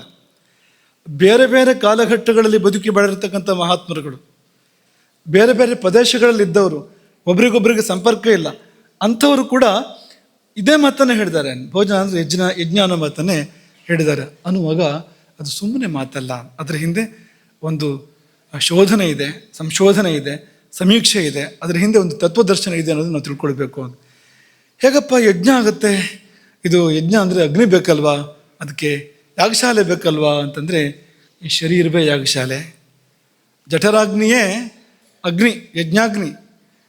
ನಾವೇನು ಊಟ ಮಾಡ್ತೇವೆ ಅದೇ ಹವಿಸ್ಸು. ಸರಿಯಾಗಿ ಊಟ ಮಾಡಿದರೆ ಮಾಡುವ ಊಟವೇ ಹವಿಸ್ಸು. ಒಟ್ಟಾರೆ ಭೋಜನವೇ ಯಜ್ಞ. ಎಲ್ಲ ದೇವತೆಗಳಿಗೆ ತೃಪ್ತಿ, 33 ಕೋಟಿ ದೇವತೆಗಳಿಗೆ ತೃಪ್ತಿ. ಇದೇ ಶಬ್ದಗಳಿದೆ. 33 ಕೋಟಿ ದೇವತೆಗಳಿಗೆ ತೃಪ್ತಿ ಆಗುತ್ತೆ ಅನ್ನೋ ಶಬ್ದವೇ ಇದೆ ಗ್ರಂಥಗಳಲ್ಲಿ. ಹಾಗಾಗಿ ಅದು ಯಜ್ಞ ಅನ್ನೋದಕ್ಕೆ ಕೂಡ ವಿವರಣೆ ಏನು? ದೇವತೋದ್ದೇಶಕ್ಕೆ ದ್ರವ್ಯ ತ್ಯಾಗ ಅಲ್ವಾ? ನೀವು ಕೇಳಿದಿರಿ ಈ ಮಾತನ್ನು ಮೊದಲೇ. ಯಾಗ ಅಂದರೆ ಏನು? ಒಂದು ಅಕ್ಷರ ಹಿಂದ್ಗಡೆ ಸೇರಿಸಿ ಅಂತ. ಯಾಗ ಅಂದರೆ ಒಂದು ಅಕ್ಷರ ತಕಾರ ಹಿಂದ್ಗಡೆ ಸೇರಿಸಿ, ತ್ಯಾಗ ಅಂತ. ಯಾಗ ಅಂದರೆ ತ್ಯಾಗ ಅಂತ, ಸಮರ್ಪಣೆ ಅಂತ. ಒಂದು ದೇವತೆಯನ್ನು ಲಕ್ಷ್ಯವಾಗಿಟ್ಟುಕೊಂಡು ನಾವು ಏನನ್ನು ಹವಿಸ್ಸನ್ನು ತ್ಯಾಗ ಮಾಡ್ತೇವೆ, ದ್ರವ್ಯವನ್ನು ತ್ಯಾಗ ಮಾಡ್ತೇವೆ, ಅದೇ ಯಜ್ಞ. ಇಲ್ಲೂ ಕೂಡ ಅದೇ ಅಂತ. ಪರಮಾತ್ಮನನ್ನು ಮತ್ತು 33 ಕೋಟಿ ದೇವತೆಗಳನ್ನು, ಪಿತೃಗಳನ್ನು ಲಕ್ಷ್ಯವಾಗಿಟ್ಟುಕೊಂಡು ನಾವು ದ್ರವ್ಯತ್ಯಾಗ ಮಾಡಬೇಕು. ಈ ಊಟ ಅಂದರೆ ಊಟವೂ ಕೂಡ ತ್ಯಾಗವೇ ಆಗಿ ಪರಿಣಮಿಸ್ಬೋದು. ನಮಗೆ ಅನ್ನೋ ಭಾವ ಇಲ್ಲದೆ, ಇದನ್ನು ನಮಮ ಎನ್ನುವ ಹಾಗೆ ಪರಮಾತ್ಮನಿಗೆ, ದೇವತೆಗಳಿಗೆ ಅನ್ನೋ ಭಾವದಲ್ಲಿ ನಾವು ಅದನ್ನು ಸ್ವೀಕಾರ ಮಾಡಿದಾಗ ಅದು ದೇವತೆ ಉದ್ದೇಶಕ್ಕೆ ದ್ರವ್ಯ ತ್ಯಾಗ ಆಗತ್ತೆ. ಅದು ಯಾಗವೇ ಆಗತ್ತೆ. ಅದು ನಾವು ತ್ಯಾಗ ಮಾಡಿದ್ವಿ ಅನ್ನೋ ಮಾತ್ರ ನಮಗಿಲ್ದೆ ಹೋಗೋದಿಲ್ಲ. ಅದು ದೇವರಿಗೆ ಅಂತ ಊಟ ಮಾಡಿದರೆ ನಮ್ಮ ಮೈಯೊಳಗೆ ಹೋಗಿ ನಮಗೆ ಬೇಕಾದ ಪುಷ್ಟಿ ಕೊಡದೇ ಇರೋದಿಲ್ಲ. ಅದು ಹೆಚ್ಚಾಗಿ ಕೊಡುತ್ತೆ, ವಿಶೇಷವಾಗಿ ಕೊಡುತ್ತೆ, ಪಾವಿತ್ರವನ್ನು ಕೂಡ ಕೊಡುತ್ತೆ. ಹಾಗಾಗಿ ಈ ನೈವೇದ್ಯ ಮಾಡಿದ್ದನ್ನೆಲ್ಲ ದೇವರು ತಿನ್ನೋದಾದರೆ ಭಾಳ ಜನ ನೈವೇದ್ಯವನ್ನೇ ಮಾಡ್ತಿರ್ಲಿಲ್ಲ ಅಲ್ವಾ? ಅಷ್ಟಕ್ಕಷ್ಟು ಸಿಗುತ್ತೆ ನಮಗೆ, ಪ್ರಸಾದವಾಗಿ ಸಿಗಬೇಕಾದ್ರೆ. ಮೊದಲು ಬರೀ ಒಂದು ಊಟ ಅಂದರೆ ಒಂದು ಆಹಾರ ಪದಾರ್ಥವಾಗಿತ್ತು, ಈಗ ಪ್ರಸಾದವಾಗಿ ಸಿಗುತ್ತೆ ನಮಗೆ. ಪ್ರಸನ್ನತೆ, ಪ್ರಸಾದ ಭಗವಂತನದ್ದು ಸೇರ್ಕೊಂಡು ಬಂದಿದೆ ನೋಡಿ. ಹಾಗಾಗತ್ತೆ ಇದು ಎಂಬುದು. ಈಗ ಒಂದೊಂದನ್ನೇ ಒಂದು ಚೂರು ನೋಡ್ಕೊಂಡು ಹೋಗೋಣ. ಈ ಗ್ರಂಥಗಳು ತುಂಬ ವಿಸ್ತಾರವಾಗಿದೆ. ಸ್ವಲ್ಪ ಮುಟ್ಟಿ ಹೋಗೋಣ ಈ 5-6 ಗ್ರಂಥಗಳನ್ನು. ಅಲ್ಲೂ ಹೇಳಿದೆ ಈ ಮಾತುಗಳು ಅನ್ನೋದಕ್ಕೆ ಒಂದ್ಸತಿ ಗಮನಿಸಿ ಮುಂದಕ್ಕೆ ಹೋಗೋದು. ಒಂದು ಮುಂದಕ್ಕೆ ಪ್ರಾಣಾಗ್ನಿಹೋತ್ರ ಅಂತ ಒಂದು ವಿಷಯ ಇದೆ, ಆ ಸಮಯದಲ್ಲಿ ವಿಸ್ತಾರವಾಗಿ ನೋಡೋಣ ಅದನ್ನು. ಮೊದಲನೇದಾಗಿ ಭಾವಪ್ರಕಾಶ, ಆಯುರ್ವೇದದ ಗ್ರಂಥ ಅದು. ಭಾವಮಿಶ್ರ ಅನ್ನುವ ಮಹಾನುಭಾವ ರಚನೆ ಮಾಡಿರುವಂಥದ್ದು. ಲಘುತ್ರಯಿ ಅಂತ ಹೇಳ್ತಾರೆ ಆಯುರ್ವೇದದಲ್ಲಿ. ಬೃಹತ್ರಯಿ, ಲಘುತ್ರಯಿ. ಅಲ್ಲಿ ಆ ಲಘುತ್ರಯಿಯಲ್ಲಿ ಒಂದು ಬರುವಂಥದ್ದು. ಅಲ್ಲಿ ಅವ್ರೇನು ಹೇಳ್ತಾರೆ ಅಂದರೆ, ಸಾಯಂ ಪ್ರಾತರ ಮನುಷ್ಯಾಣ ಅಶನಂ ಶ್ರುತಿ ಬೋಧಿತಂ ನಾಂತರ ಭೋಜನಂ ಕುರ್ಯಾತ್ ಅಗ್ನಿಹೋತ್ರ ಸಮೋ ವಿಧಿ. ಇದು ಊಟ ಯಾವಾಗ ಮಾಡಬೇಕು ಮಾಡಬಾರ್ದು ಅಂತ ಅನ್ನೋಕ್ಕಿರುವಂಥದ್ದು. ಇದು ಸಾಯಂ ಪ್ರಾತಃ, ಮಧ್ಯಾಹ್ನಕ್ಕಿಂತ ಮೊದಲು. ಪ್ರಾತಃ ಅಂದರೆ ಮಧ್ಯಾಹ್ನಕ್ಕಿಂತ ಮೊದಲು ಅಂತ, ಯಾಕೆಂದ್ರೆ ಅಲ್ಲೇ ವಿವರಣೆ ಕೊಡ್ತಾರೆ ಅವರು. ಪ್ರಥಮಯಾಮಾದುಪರಿ ದ್ವಿತೀಯಯಾಮಾತ್ ಅರ್ವಾಕ್ ಅಂತ ಅಲ್ಲೇ ವಿವರಣೆ ಕೊಟ್ಟಿದ್ದಾರೆ ಅವರು. ಪ್ರಾತಃ ಅಂದರೆ ಬೆಳಗ್ಗೆ ಮುಂಚೆ ಅಂತ ಅನ್ಕೋಬೇಡಿ, ಹಾಗಲ್ಲ. ಪ್ರಾತಃ ಕಾಲದಲ್ಲಿ ದೇವತೆಗಳಿಗೆ, ಮಧ್ಯಾಹ್ನ ಕಾಲದಲ್ಲಿ ಮನುಷ್ಯರಿಗೆ, ಅಪರಾಹ್ನ ಕಾಲದಲ್ಲಿ ಪಿತೃಗಳಿಗೆ ಊಟ ಅಂತ. ಭೋಜನ ಪ್ರಾತಃ ಕಾಲದಲ್ಲಿ, ಪೂರ್ವಾಹ್ನದಲ್ಲಿ ದೇವತೆಗಳಿಗೆ, ಮಧ್ಯಾಹ್ನದಲ್ಲಿ ಮನುಷ್ಯರಿಗೆ, ಅಪರಾಹ್ನದಲ್ಲಿ ಪಿತೃಗಳಿಗೆ. ಮನುಷ್ಯರ ಸಮಯ ಯಾವುದು? ಆ ಮಧ್ಯಾಹ್ನಕ್ಕಿಂತ ಪೂರ್ವದ ಕಾಲ. ಮಧ್ಯಾಹ್ನ ಮೀರಬಾರದು. ಅಂದರೆ ಸೂರ್ಯೋದಯದಿಂದ ಸೂರ್ಯಾಸ್ತವನ್ನು ಸರಿ 2 ಭಾಗ ಮಾಡಿದರೆ ಆ ಮಧ್ಯಭಾಗವನ್ನು ಮೀರಿ ಹೋಗಬಾರ್ದು. ಅದಕ್ಕಿಂತ ಹಿಂದಕ್ಕೆ ಬರಬೇಕು. ಯಾಮ ಯುಗ್ಮಂ ನಲಂಘಜೆ, 2 ಯಾಮ ಕಳಿಬಾರ್ದು ಅಂತ ಲೆಕ್ಕ ಅದು. ಅದನ್ನು ಅವರು ಆ ಭಾಷೆಯಲ್ಲಿ ಹೇಳ್ತಾ ಇರುವಂಥದ್ದು. ಸಾಯಂ ಪ್ರಾತಃ ಮನುಷ್ಯಾಣ ಅಶನಂ ಶ್ರುತಿ ಬೋಧಿತಂ. ಇದು ಯಾರು? ಭಾವಮಿಶ್ರ ಹೇಳಿದ್ದಲ್ಲ ಇದು. ಮತ್ತೆ ಯಾರು ಹೇಳಿದ್ದು? ಶ್ರುತಿ ಬೋಧಿತಂ, ವೇದ ಹೇಳ್ತಾ ಇರುವಂಥದ್ದು, ವೇದವಾಣಿ ಇದು. ಏನಪ್ಪ ಅಂದರೆ ಹಗಲೊಮ್ಮೆ, ರಾತ್ರಿ ಒಮ್ಮೆ, ಸಾಯಂಕಾಲ ಒಮ್ಮೆ ಊಟ ಮಾಡು. ನಾಂತರ ಭೋಜನಂ ಕುರ್ಯಾತ್, ಇದನ್ನು ಬಿಟ್ಟು ಮಧ್ಯೆಯಲ್ಲೂ ಊಟ ಮಾಡಬಾರ್ದು. ಈ 2 ಹೊತ್ತು ಸಮಯಗಳನ್ನು ಬಿಟ್ಟು ಮಧ್ಯೆಯಲ್ಲೂ ಕೂಡ ಊಟ ಮಾಡಬಾರ್ದು. ನಾಂತರ ಭೋಜನಂ ಕುರ್ಯಾತ್. ನಮಗೆ ಬೇಕಾಗಿರೋ ಭಾಗ ಮುಂದಕ್ಕಿದೆ. ಅಗ್ನಿಹೋತ್ರ ಸಮೋ ವಿಧಿ. ಈ ವಿಧಿ ಇದೆಯಲ್ಲ, ಇದು ಅಗ್ನಿಹೋತ್ರಕ್ಕೆ ಸಮಾನವಾಗಿರುವಂಥದ್ದು. ಈ ಊಟವೆನ್ನುವುದು ಅಗ್ನಿಹೋತ್ರ ಅಂತ. ಅಗ್ನಿಹೋತ್ರಕ್ಕೂ ಇದೇ ರೀತಿ ವಿಧಿ ಇದೆ. ಸಾಯಂ ಪ್ರಾತಃ ಅಲ್ಲೂ ಕೂಡ ಹಾಗೆ ಇರುವಂಥದ್ದು. ಸೂರ್ಯೋದಯಕ್ಕೆ ಮತ್ತು ಸೂರ್ಯಾಸ್ತಕ್ಕೆ ಅಂತ ಇರುವಂಥದ್ದು. ಅದೇ ಬಗೆಯಲ್ಲಿ ಈ ಊಟವೂ ಕೂಡ ಆ ಹೊತ್ತಲ್ಲ, ಅದೇ ಹೊತ್ತು ಅಂತ ಅನ್ಕೋಬೇಡಿ. ಇಲ್ಲಿ ಸೂರ್ಯೋದಯಕ್ಕೆ ಮಾಡ್ತಾರೆ, ಇಲ್ಲಿ ಸೂರ್ಯೋದಯಕ್ಕೆ ಮಾಡಬಾರ್ದು, ಖಂಡಿತ ಮಾಡಬಾರ್ದು, ಯಾವುದೇ ಕಾರಣಕ್ಕೂ ಮಾಡಬಾರ್ದು. ಸಂಧ್ಯಾಕಾಲ ಅದು ಅತ್ಯಂತ ನಿಷಿದ್ಧವಾಗಿರುವಂಥ ಕಾಲ. ಆದರೆ 2 ಸಾರಿ ಮಾಡಬೇಕು ಅನ್ನೋದು, ಈಗ ಅಗ್ನಿಹೋತ್ರ ಅನ್ನುವಾಗ ಇವತ್ತೇನೋ ವಿಶೇಷ ಮನ್ಸು ಬಂತು, ಮಧ್ಯಾಹ್ನ ಒಂದು ಸರಿ ಮಾಡಿಬಿಡೋದು, ಮಧ್ಯದ ಮೇಲೆ ಮತ್ತೊಂದು ಸತಿ ಇದೆಲ್ಲ ಮಾಡೋ ಹಾಗಿಲ್ಲ. ಅದು ಬೆಳಗ್ಗೆ ಒಮ್ಮೆ ಸಾಯಂಕಾಲ ಒಮ್ಮೆ ಅಂದರೆ ಅಷ್ಟೇ ಅದು ಅಂತ ಆಗಲೇ ಮಾಡೋಕ್ಕಿರುವಂಥದ್ದು ಹೊರತು ಮಧ್ಯೆ ಮಧ್ಯೆ ನೆನಪಾದಾಗಲೇ ಅಗ್ನಿಹೋತ್ರ ಮಾಡೋಕ್ಕೆ ಸಾಧ್ಯವಾ? ಸಾಧ್ಯ ಇಲ್ಲ ಅಲ್ವಾ? ಅಗ್ನಿಹೋತ್ರ ಆಗೋದಿಲ್ಲ ಅಲ್ವಾ? ಅದು ಹಾಗೆ ಊಟವೂ ಕೂಡ ಅಂತ. ಅದು ಅಗ್ನಿಹೋತ್ರ ಅದು. ಹಾಗಾಗಿ ಅದನ್ನು 2 ಬಾರಿ ಮಾಡಬೇಕು. 2 ಸಮಯ ಏನು ಹೇಳಿದೆಯೋ ಆ ಸಮಯದಲ್ಲಿ ಮಾಡಬೇಕು ಅನ್ನುವಾಗ ವೇದ ಭೋಜನವನ್ನು ಅಗ್ನಿಹೋತ್ರ ಎಂಬುದಾಗಿ ಹೇಳ್ತು. ಅಗ್ನಿಹೋತ್ರಕ್ಕೆ ಸಮವಾದ ವಿಧಿ ಎಂಬುದಾಗಿ ಹೇಳ್ತು ಎಂಬುದನ್ನು ನಾವು 2 ಕಡೆಯಿಂದ ಭಾವಮಿಶ್ರರ ಮೂಲಕವಾಗಿ, ಭಾವಪ್ರಕಾಶ ಗ್ರಂಥದ ಮೂಲಕವಾಗಿ, ವೇದದ ಮೂಲಕವಾಗಿ ನಾವು ತಿಳ್ಕೊಳ್ಳೋಕ್ಕಿರೋವಂಥದ್ದು. ಇನ್ನು ಚರಕ ಸಂಹಿತೆ. ಚರಕ ಸಂಹಿತೆ ಏನು ಹೇಳುತ್ತೆ ಅಂದರೆ, ಸರಿಯಾಗಿ ಉಣ್ಣುವವನು ಆಹಿತಾಗ್ನಿ, ಅಗ್ನಿಹೋತ್ರಿ ಅಂತ ಹೇಳ್ತಾ ಇದೆ ಚರಕ ಸಂಹಿತೆ. ನೋಡಿ, ಅಗ್ನಿಹೋತ್ರ ನಡೆಸುವಂಥದ್ದು ತುಂಬ ಕಷ್ಟ. ಈ ನಮ್ಮ ಕಾಲದಲ್ಲಿ, ನಮ್ಮ ತಲೆಮಾರಲ್ಲಿ ಯಾರಾದರೂ ನಮ್ಮ ಈ ಬಳಗದಲ್ಲಿ ಅಗ್ನಿಹೋತ್ರಗಳಾಗ್ತಾರೆ ಅಂತ ತುಂಬ ಪ್ರಯತ್ನ ಮಾಡಿದೆ. ಕೊನೆಗೆ ಇತ್ತೀಚೆಗೆ ನಮಗೆ ಮಂಜುನಾಥ್ ಭಟ್ರು ಸಿಕ್ಕಿದ್ರು. ಇಲ್ಲಿ ಅಗ್ನಿಹೋತ್ರ ನಾವು ಪ್ರಾರಂಭ ಮಾಡೋಕ್ಕೆ ಸಾಧ್ಯ ಆಯಿತು. ಅಂದರೆ ಎಷ್ಟು ನಾವು ಅನೇಕರಿಗೆ ಹೇಳಿದ್ದೇವೆ, ಅನೇಕರಿಗೆ ಚರ್ಚೆ ಮಾಡಿದ್ದೇವೆ, ಆದರೆ ಅದು ಸಾಧ್ಯ ಆಗಲಿಲ್ಲ ಅಂತ. ಇಷ್ಟು ಸಮಯ ಕಳೆದು ಹತ್ತತ್ರ 1 ತಲೆಮಾರು ಅಂತ ಅನ್ಬೋದು, ಅಷ್ಟು ಕಳೆದು ನಮಗೊಬ್ಬರು ಅಗ್ನಿಹೋತ್ರ ಮಾಡುವಂಥವ್ರು ಸಿಕ್ಕಿದ್ರು. ತುಂಬ ಫಲ ಇದೆ ಅಗ್ನಿಹೋತ್ರಕ್ಕೆ. ಆ ಸಂದರ್ಭ ನಿಮಗೆ ನೆನಪಿದೆಯಲ್ವಾ? ಜಟಾಯು ಮರಣಾಸನ್ನನಾದಾಗ ರಾಮ ಮಾಡುವ ಆಶೀರ್ವಾದ, ಅಗ್ನಿಹೋತ್ರಗಳಿಗೆ ಸಿಗುವ ಲೋಕ ನಿನಗೆ ಸಿಗಲಿ ಅಂತ. ಅಷ್ಟು ದೊಡ್ಡದು ಅಗ್ನಿಹೋತ್ರ ಅಂದರೆ. ಆದರೆ ಅಗ್ನಿಹೋತ್ರ ಮಾಡೋಕ್ಕೆ ಸಾಧ್ಯ ಆಗದಿದ್ದರೂ ಸದೃಶವಾದ ಫಲ ಪಡೆಯೋಕ್ಕೆ ಸಾಧ್ಯ ಇದೆ. ಹೇಗೆ ಅಂದರೆ ಸರಿಯಾಗಿ ಊಟ ಮಾಡಿದರೆ ಅಂತ. ಅಂದರೆ ಅದರ ಮಹತ್ವವನ್ನು ನೀವು ಗಮನಿಸಬೇಕು. ಇದು ಯಾರೋ ನಾವು ಹೀಗೆ ಅತಿಶಯೋಕ್ತಿ ಹೇಳ್ತಾ ಇರೋದಿಲ್ಲ, ನಿಮಗೆ ಆಚಾರ್ಯರುಗಳ ವಚನವನ್ನು ನಿಮ್ಗೆ ಉಲ್ಲೇಖ ಮಾಡಿ ಕೊಡ್ತಾ ಇರುವಂಥದ್ದು. ಚರಕರ ಮಾತು, ಹಿತಾಭಿರ್ಜುಹುಯಾತ್ ನಿತ್ಯಂ ಅಂತರಗ್ನಿಂ ಸಮಾಹಿತ. ಸಮಾಹಿತ ಅಂದರೆ ಸಮಾಧಾನ ಚಿತ್ತನಾಗಿ. ಹೇಗೆ ಯಜ್ಞಕ್ಕೆ ಸಮಾಧಾನ ಬೇಕೋ, ಏಕಾಗ್ರತೆ ಬೇಕೋ, ಗಬ ತಿನ್ನೋದಲ್ಲ ಊಟ ಮಾಡೋದು ಅಂತಂದರೆ ಅಲ್ವಾ? ಈ ಬಕ ಊಟ ಮಾಡೋದು ಅಂತ ಹೇಳ್ತಾರೆ, ಕೇಳಿದಾರೆ ನೀವು? ಬಕ ತಿಂದ ಅಂತ ಹೇಳ್ತಾರೆ. ಏನು, ಯಾಕೆ ಹಾಗೆ ಹೇಳ್ತಾರೆ? ಬಕ ಅಂತ ಒಬ್ಬ ಇದ್ದ ಹಿಂದೆ ದ್ವಾಪರ ಯುಗದಲ್ಲಿ ಅಲ್ವಾ, ಬಂಡಿ ಊಟ ಮಾಡೋನು. ಅವನು ಬಕ ತಿಂತಾ ಇದ್ದ, ಅವನ ಥರ ತಿನ್ಬೇಡ ಅಂತ ಅವ್ರು ಹೇಳ್ತಾ ಇರೋದು, ಬಕ ತಿನ್ಬೇಡ ಅಂತ. ಆ ತರಹ ಅಲ್ಲ, ಸಮಾಹಿತ ಅಂದರೆ ಸಮಾಧಾನ ಚಿತ್ತನಾಗಿ, ಅನ್ನದ ಮೇಲೆ ಏಕಾಗ್ರನಾಗಿ, ತನ್ಮನ ಭುಂಜಿತ, ಅನ್ನದ ಮೇಲೆ ಏಕಾಗ್ರನಾಗಿ, ಹಿತವಾದುದನ್ನು ಸೇವಿಸು ಅಂತ ಹೇಳ್ತಾ ಇಲ್ಲ ಚರಕರು, ಹಿತವಾದುದನ್ನು ಹೋಮಿಸು, ಜುಹುಯಾತ್. ಎಲ್ಲಿ ಅಂದರೆ ಅಂತರಗ್ನವು, ಒಳಗಿರುವ ಅಗ್ನಿಯಲ್ಲಿ ಈ ತುತ್ತುಗಳನ್ನು ಹೋಮ ಮಾಡು. ಅನ್ನಪಾನ ಸಮಿದ್ಭಿಹಿ ನಾ. ಏನಪ್ಪ ಹವಿಸ್ಸುಗಳು ಅಂದರೆ ಅನ್ನಪಾನ, ಇದೇ ಸಮಿತ್ತು ಅಂತ. ಅನ್ನಪಾನ ಸಮಿದ್ಭಿಹಿ ನಾ ಮಾತ್ರ ಕಾಲು ವಿಚಾರಯನ್. 2 ಸಂಗತಿ ಮನಸ್ಸಲ್ಲಿ ಇಟ್ಕೋ. ಒಂದು ಮಾತ್ರ, ಆ ಪ್ರಮಾಣ ಹೆಚ್ಚು ಕಡಿಮೆ ಆಗಬಾರ್ದು. ಈ ಆಹುತಿ ಕೊಡುವಾಗಲೂ ಕೂಡ ಪ್ರಮಾಣ ಇದೆ, ಅದಕ್ಕೂ ಎಷ್ಟು ಹಾಕಬೇಕು ಅಂತ. ಎಷ್ಟೆಷ್ಟಾರು ಹಾಕೋದಲ್ಲ, ಅಥವಾ ಚೂರು ಹಾಕ್ತಾರೆ ಕೆಲವರು ಹೋಮ ಮಾಡುವಾಗ. ಹಾಗೂ ಅಲ್ಲ, ಪ್ರಮಾಣ ಇದೆ ಅದಕ್ಕೆ. ಹಾಗೆ ಊಟಕ್ಕೂ ಕೂಡ ಪ್ರಮಾಣ ಇದೆ. ಮಾತ್ರ ಕಾಲವೂ ಇದೆ, ಯಾವಾಗ ಊಟ ಮಾಡಬೇಕು ಅಂತ. ಕಾಲ ಮತ್ತು ಮಾತ್ರೆ ಎರಡನ್ನು ಗಮನಿಸ್ಕೊಂಡು ಈ ಆಹುತಿಗಳನ್ನು ಪ್ರಾಣಾಗ್ನಿ, ಇದು ಜಠರಾಗ್ನಿಗೆ ಹೋಮಿಸಬೇಕು, ಜಠರಾಗ್ನಿಯಲ್ಲಿ ಹೋಮಿಸಬೇಕು ಎಂಬುದಾಗಿ ಹೇಳಿ ಫಲಶ್ರುತಿ ಹೇಳ್ತಾರೆ ಮಧುಕವರು. ಆಹಿತಾಗ್ನಿ, ಅವನು ಆಹಿತಾಗ್ನಿ, ಅವನು ಅಗ್ನಿಹೋತ್ರಿ. ಯಾರು? ಸದಾ ಪಥ್ಯಾನಿ ಅಂತರಗ್ನೂ ಜುಹೋತಿಯ.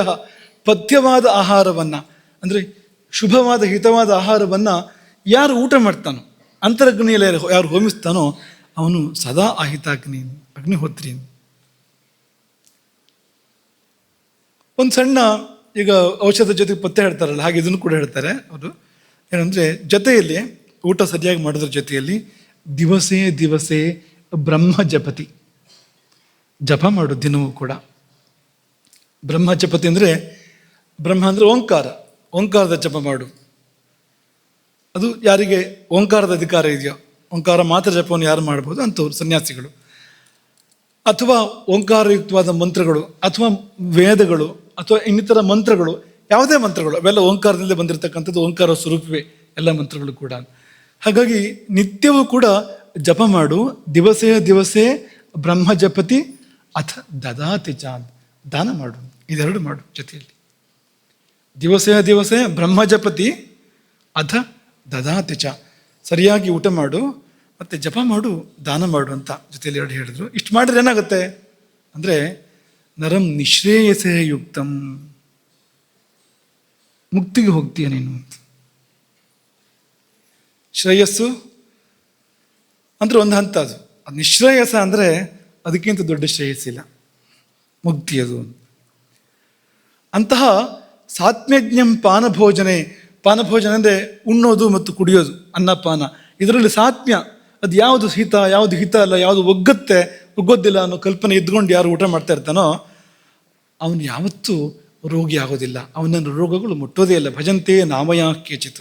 ಈ ಅಗ್ನಿಹೋತ್ರಿ ಯಾರಿದಾನೋ, ಅಗ್ನಿಹೋತ್ರಿಯನ್ನು ನಿತ್ಯಾಗ್ನಿಹೋತ್ರಿ ಅಂದರೆ ಈ ಭೋಜನವೆಂಬ ಅಗ್ನಿಹೋತ್ರವನ್ನು, ಪ್ರಾಣಾಗ್ನಿಹೋತ್ರವನ್ನು ಯಾರು ನಿರ್ವಾಹ ಮಾಡ್ತಾನೋ ಅವನನ್ನು ರೋಗಗಳು ಮುಟ್ಟೋದಿಲ್ಲ. ಮುಂದಿನ ಜನ್ಮದಲ್ಲೂ ಅಂತ ಹೇಳಿದ್ರು. ಈ ಜನ್ಮ ಮಾತ್ರ ಅಲ್ಲ, ಭಾವಿನೋಪ್ಯಂತರಾದೃತೆ, ಮುಂದಿನ ಜನ್ಮದಲ್ಲೂ ಕೂಡ ಅವನಿಗೆ ರೋಗ ಬರೋದಿಲ್ಲ. ಈ ಜನ್ಮ ಮಾತ್ರ ಅಲ್ಲ, ಸತ್ತು ಮತ್ತೆ ಹುಟ್ಟಿದರೆ ಒಂದು ವೇಳೆ ಆಗಲೂ ಕೂಡ ರೋಗ ಬರೋದಿಲ್ಲ. ಯಾಕೆಂದರೆ ಪಾಪಗಳು ಕ್ಷಯಿಸಿವೆ ಎರಡು ರೀತಿಯಿಂದ. ಒಂದು ಅವನ ಜಪ ಮತ್ತು ದಾನದಿಂದಾಗಿ, ಇನ್ನೊಂದು ಈ ಊಟ ಇದೆಯಲ್ಲ, ಇದೇ ಯಜ್ಞ ಆಯಿತು, ಪಾಪಗಳು ಪರಿಹಾರ ಆದವು. ಮುಂದಿನ ಜನ್ಮಕ್ಕೂ ಕೂಡ ರೋಗ ಬರೋದಿಲ್ಲ. ರೋಗ ಬರಬೇಕಾದ್ರೆ ಪಾಪ ಬೇಕು, ಪಾಪ ಇದ್ದರೆ ರೋಗ ಬರೋದಿಲ್ಲ. ಹಾಗಾಗಿ ನೀವು ರೋಗ ಪರಿಹಾರ ಮಾಡ್ಕೊಡೋದು ಮಾತ್ರ ಅಲ್ಲ, ಸರಿಯಾಗಿ ಊಟ ಮಾಡಿದರೆ ಪಾಪ ಪರಿಹಾರ ಕೂಡ ಮಾಡ್ಕೊಳ್ಳೋಕೆ ಸಾಧ್ಯ ಇದೆ ಎಂಬುದಾಗಿ ಚರಕರು ಹೇಳಿದರು. ಹಾಗಾಗಿ ಎರಡು ಹೊತ್ತು ಸರಿಯಾಗಿ ಊಟ ಮಾಡಿದರೆ ಅಗ್ನಿಹೋತ್ರ ಮಾಡಿದಂತೆ ಆಯಿತು. ಸರಿಯಾಗಿ ಊಟ ಮಾಡಿದರೆ ಅಂತ.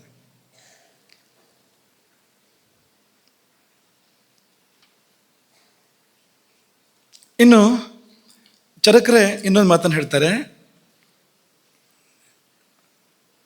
ಇಂಧನ ಅಂತ ನಾನು ನಿನ್ನೆ ಹೇಳಿದ್ವಲ್ವ ನಿಮಗೆ, ಅದು ಚರಕರ ಮಾತು, ಚರಕರಿಂದಲೇ ಬಂದಿರುವಂಥದ್ದು. ಅನ್ನಪಾನೇಂಧನೈಹಿ, ಈ ಅಂತರಗ್ನಿಗೆ ಇಂಧನ ಯಾವುದು ಅಂದರೆ ಅನ್ನಪಾನಗಳೇನು. ಅನ್ನಪಾನೇಂಧನೈಹಿ ಅಗ್ನಿ ಜ್ವಲತಿ ಅನ್ಯಥಾ ವೇತಿ. ಸರಿಯಾಗಿ ಕೊಡದೇ ಇದ್ರೆ ಅನ್ನಪಾನಗಳನ್ನು ಕ್ಷಯಿಸಿ ಹೋಗುತ್ತೆ, ಅಗ್ನಿ ಬೇಯಿಸಿ ಹೋಗುತ್ತೆ. ಕೊಟ್ಟರೆ ಅದು ಜ್ವಲಿಸಿ ಉರಿಯುತ್ತೆ ಮಾತ್ರ ಅಲ್ಲ, ಇದೆಲ್ಲ ಕೊಡುತ್ತೆ. ಬಲಂ ಆರೋಗ್ಯಂ ಆಯುಶ್ಚ ಪ್ರಾಣಾಶ್ಚ ಅಗ್ನೋ ಪ್ರತಿಷ್ಠಿತಾ. ಅಗ್ನಿಯಲ್ಲಿ ನೆಲೆಸಿದೆ, ಜಠರಾಗ್ನಿಯಲ್ಲಿ ಪ್ರಾಣಗಳು ನೆಲೆಸಿವೆ. ಪ್ರಾಣಗಳು ನಡಿಬೇಕು ಅಂದರೆ ಈ ಅಗ್ನಿಗೆ ಹೋಮ ಸಲ್ಲಬೇಕು, ಅದರಿಂದ ಪ್ರಾಣಗಳು ನಡೆಯುತ್ತೆ. ಪ್ರಾಣಾಯ ಸ್ವ ಅಪಾನಾಯ ಸ್ವ ಹೇಳೋದಿಲ್ವ ನಾವು. ಪ್ರಾಣಶಕ್ತಿಗಳು ಕೆಲಸ ಮಾಡಬೇಕು ಅಂದರೆ ಈ ಅಗ್ನಿ ಅದಕ್ಕೆ ಬೇಕಾದಂಥ ಪುಷ್ಟಿಯನ್ನು ಕೊಡಬೇಕು. ಹಾಗಾಗಿ ಪ್ರಾಣಾಹ ಬಲಂ ಆಯುಹು ಆರೋಗ್ಯಂ ಪ್ರಾಣಾಹ, ಇಷ್ಟು ಕೂಡ ನೆಲೆಸಿದೆ ಅಲ್ಲಿ ಎಂಬುದಾಗಿ ಚರಕರು ಹೇಳಿದ್ರು. ಇದೆಲ್ಲ ಸಿಗುತ್ತೆ ಎಂಬುದಾಗಿ ಇವರು ಹೇಳ್ತಾ ಇದ್ದಾರೆ. ಇಷ್ಟು ಚರಕರದ್ದು. ಇನ್ನು ಒಂದು ಉಪನಿಷತ್ತು ಇದೆ ಅಂತ ಹೇಳಿದ್ರು, 94ನೇ ಉಪನಿಷತ್ತು. ಅದು ಅದರ ಹೆಸರು ಪ್ರಾಣಾಗ್ನಿಹೋತ್ರ ಅಂತಲೇ, ಪ್ರಾಣಾಗ್ನಿಹೋತ್ರೋಪನಿಷತ್ ಅಂತ ಹೆಸರದು. ಭೋಜನೋಪನಿಷತ್ ಅಂತ ಕರಿಬೋದು. ಇನ್ನೊಂದು ಶಬ್ದದಲ್ಲಿ ಹೇಳಬೇಕು ಅಂದರೆ ಊಟಕ್ಕೆ ಒಂದು ಉಪನಿಷತ್ ಇದೆ ಅಂತ. ಯಾಕೆಂದರೆ ಉಪನಿಷತ್ತಾಗುವಷ್ಟು ಯೋಗ್ಯತೆ ಊಟಕ್ಕಿದೆ ಅಂತ.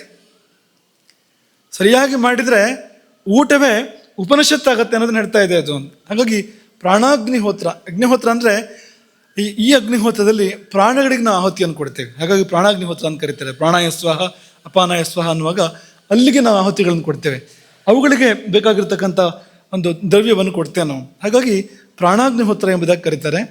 ಇದನ್ನು ಸಂಕ್ಷೇಪ ನೋಡೋಣ. ಎಲ್ಲವನ್ನೂ ಹೇಳ್ತಾ ಇಲ್ಲ, ಚೂರು ಮುಟ್ಟಿ ಹೋಗ್ತೀವಿ. ಆ ಸಮಯಕ್ಕೆ ಒಂದು ಸ್ವಲ್ಪ ಜಾಸ್ತಿ ಹೇಳೋಕ್ಕೆ ಪ್ರಯತ್ನ ಮಾಡ್ತೀವಿ ಪ್ರಾಣಾಗ್ನಿಹೋತ್ರದ ವಿಷಯ ಮುಂದಕ್ಕೆ ಬಂದಾಗ. ಈ ಉಪನಿಷತ್ತು ಏನು ಹೇಳುತ್ತೆ ಅಂದರೆ, ಪ್ರಾರಂಭವೇ ಹೇಗೆ ಉಪನಿಷತ್ತು ಅನ್ನೋದಂದರೆ, ಶರೀರ ಯಜ್ಞ ಸಂಶುದ್ಧ ಚಿತ್ತ ಸಂಜಾತ ಬೋಧತಃ. ಇವರು ಏನು ಹೆಸರಿಟ್ಕೊಂಡಿದ್ದಾರೆ ಅಂದರೆ, ಈ ಉಪನಿಷತ್ತು ಏನು ಹೆಸರಿಟ್ಟಿದೆ ಅಂದರೆ ಊಟಕ್ಕೆ ಶರೀರ ಯಜ್ಞ ಅಥವಾ ಶಾರೀರ ಯಜ್ಞ ಎಂಬ ಹೆಸರನ್ನು ವೇದ ಕೊಟ್ಟಿದೆ. ಶರೀರದ ಮೂಲಕವೇ ಮಾಡುವಂಥ ಯಜ್ಞ ಶಾರೀರ ಯಜ್ಞ. ಹಾಗಾಗಿ ಈ ಶರೀರ ಯಜ್ಞದಿಂದಾಗಿ ಚಿತ್ತಶುದ್ಧಿ ಉಂಟಾಗತ್ತೆ. ಚಿತ್ತಶುದ್ಧಿಯಿಂದಾಗಿ ಶುದ್ಧ ಜ್ಞಾನದ ಉದಯ ಮನಸ್ಸು ನಿರ್ಮಲ ಆದಾಗ ಜ್ಞಾನೋದಯ ಆಗತ್ತೆ. ಅದರಿಂದಾಗಿ ರಾಮಪದವನ್ನು ಸೇರಬಹುದು ಎಂಬುದಾಗಿ ಶುರು ಮಾಡೋದು ಈ ಉಪನಿಷತ್ತು.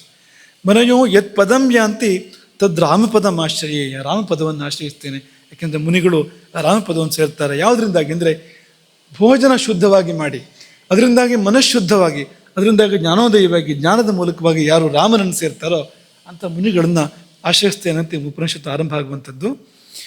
ಮುಂದುವರೆದು ಉಪನಿಷತ್ತು ಏನು ಹೇಳುತ್ತೆ ಅಂದರೆ, ಅಥಾತಃ ಅಂತ ಒಂದು ಪ್ರತಿಜ್ಞೆ ಮಾಡಬೇಕು. ಆರಂಭದಲ್ಲಿ ಮುಂದೇನು ಹೇಳಲಿಕ್ಕಿದೆ ಅನ್ನೋದನ್ನು ಪ್ರತಿಜ್ಞೆ ಮಾಡಬೇಕು. ಪ್ರತಿಜ್ಞೆ ಹೇಗೆ ಮಾಡುತ್ತೆ ಅಂದರೆ, ಅಥಾತಃ ಸರ್ವೋಪನಿಷತ್ ಸಾರಂ. ಈ 108 ಉಪನಿಷತ್ತುಗಳ ಸಾರ ಬಂದು ಹೇಳ್ತೇನೆ. ಭೋಜನ ಅನ್ನೋದು, ಈ ಪ್ರಾಣಾಗ್ನಿಹೋತ್ರ ಅನ್ನೋದು ಎಲ್ಲ ಉಪನಿಷತ್ತುಗಳ ಸಾರ ಅಂತ. ಸರ್ವೋಪನಿಷತ್ ಸಾರಂ ಸಂಸಾರ ಜ್ಞಾನಾತೀತಂ. ಈ ಸಂಸಾರವನ್ನು ಮೀರಿ ಹೋಗಲಿಕ್ಕೆ ಸಾಧ್ಯ ಇದೆ ನಮಗೆ, ಅಂಥದ್ದದು. ಅನ್ನ ಸೂಕ್ತಂ ಶಾರೀರ ಯಜ್ಞಂ ವ್ಯಾಖ್ಯಾಸ್ಯಾಮ. ಶಾರೀರ ಯಜ್ಞವನ್ನು ವ್ಯಾಖ್ಯಾನ ಮಾಡ್ತಾನೆ ಎಂಬುದಾಗಿ ಅವರು ಶುರು ಮಾಡುವಂಥದ್ದು. ಆಮೇಲೆ ಒಂದು ಮಾತು ಹೇಳ್ತಾರೆ ಅವರು, ಏನಂದ್ರೆ ಯಸ್ಮಿನ್ನೇವ ಪುರುಷಃ ಶರೀರೇ ವಿನಾಪಿ ಅಗ್ನಿಹೋತ್ರೇಣ ವಿನಾಪಿ ಸಾಂಖ್ಯಯೋಗೇನ ಸಂಸಾರ ವಿಮುಕ್ತಿರ್ಭವತಿ. ಅಗ್ನಿಹೋತ್ರವನ್ನು ಮಾಡ್ತಾ ಇಲ್ಲ, ಸಾಂಖ್ಯಯೋಗಗಳು ಜ್ಞಾನಯೋಗವೋ ಕರ್ಮಯೋಗವೋ ಇಂಥದ್ದನ್ನು ಮಾಡ್ತಾ ಇಲ್ಲ, ಅದರ ಮುಕ್ತಿ ಹೋಗ್ತಾನೆ. ಯಾವುದರಿಂದ ಅಂದರೆ ಊಟದಿಂದ. ಈಗ ಸಾಂಖ್ಯ ವಿನಾಪಿ ಅಗ್ನಿಹೋತ್ರೇಣ ವಿನಾಪಿ ಸಾಂಖ್ಯಯೋಗೇನ ಸಂಸಾರ ವಿಮುಕ್ತಿರ್ಭವತಿ. ಇವರು ಶರೀರವನ್ನು ಯಾಗಶಾಲೆ ಅಂತ ಕರೆದಿದ್ದಾರೆ. ಸ್ವಶರೀರೇ ಯಜ್ಞಂ ಪರಿವರ್ತಯಾಮಿ. ಇಲ್ಲೇ ಯಜ್ಞ ಮಾಡ್ತೇನೆ, ಶರೀರದ ಒಳಗೆ ಯಜ್ಞ ಮಾಡ್ತೇನೆ ಅಂತ ಹೇಳ್ತಾರೆ ಅವರು. ಆಮೇಲೆ ಕೋಷ್ಠಾಗ್ನಿ ಅಂತ ಕರೀತಾರೆ ಅವರು. ಕೋಷ್ಠಾಗ್ನಿ, ಕೋಷ್ಠ ಅಂದರೆ ಆ ಕೋಷ್ಠ ಶಬ್ದದಿಂದಲೇ ಹೊಟ್ಟೆ ಶಬ್ದ ಬಂದಿದೆ. ಈ ಕಕಾರ ಹಕಾರ ಹತ್ತಿರ ಯಾವಾಗಲು. ಅಕುಹ ವಿಸರ್ಜನೀಯಾನ ಕಂಠ ಅಲ್ವಾ.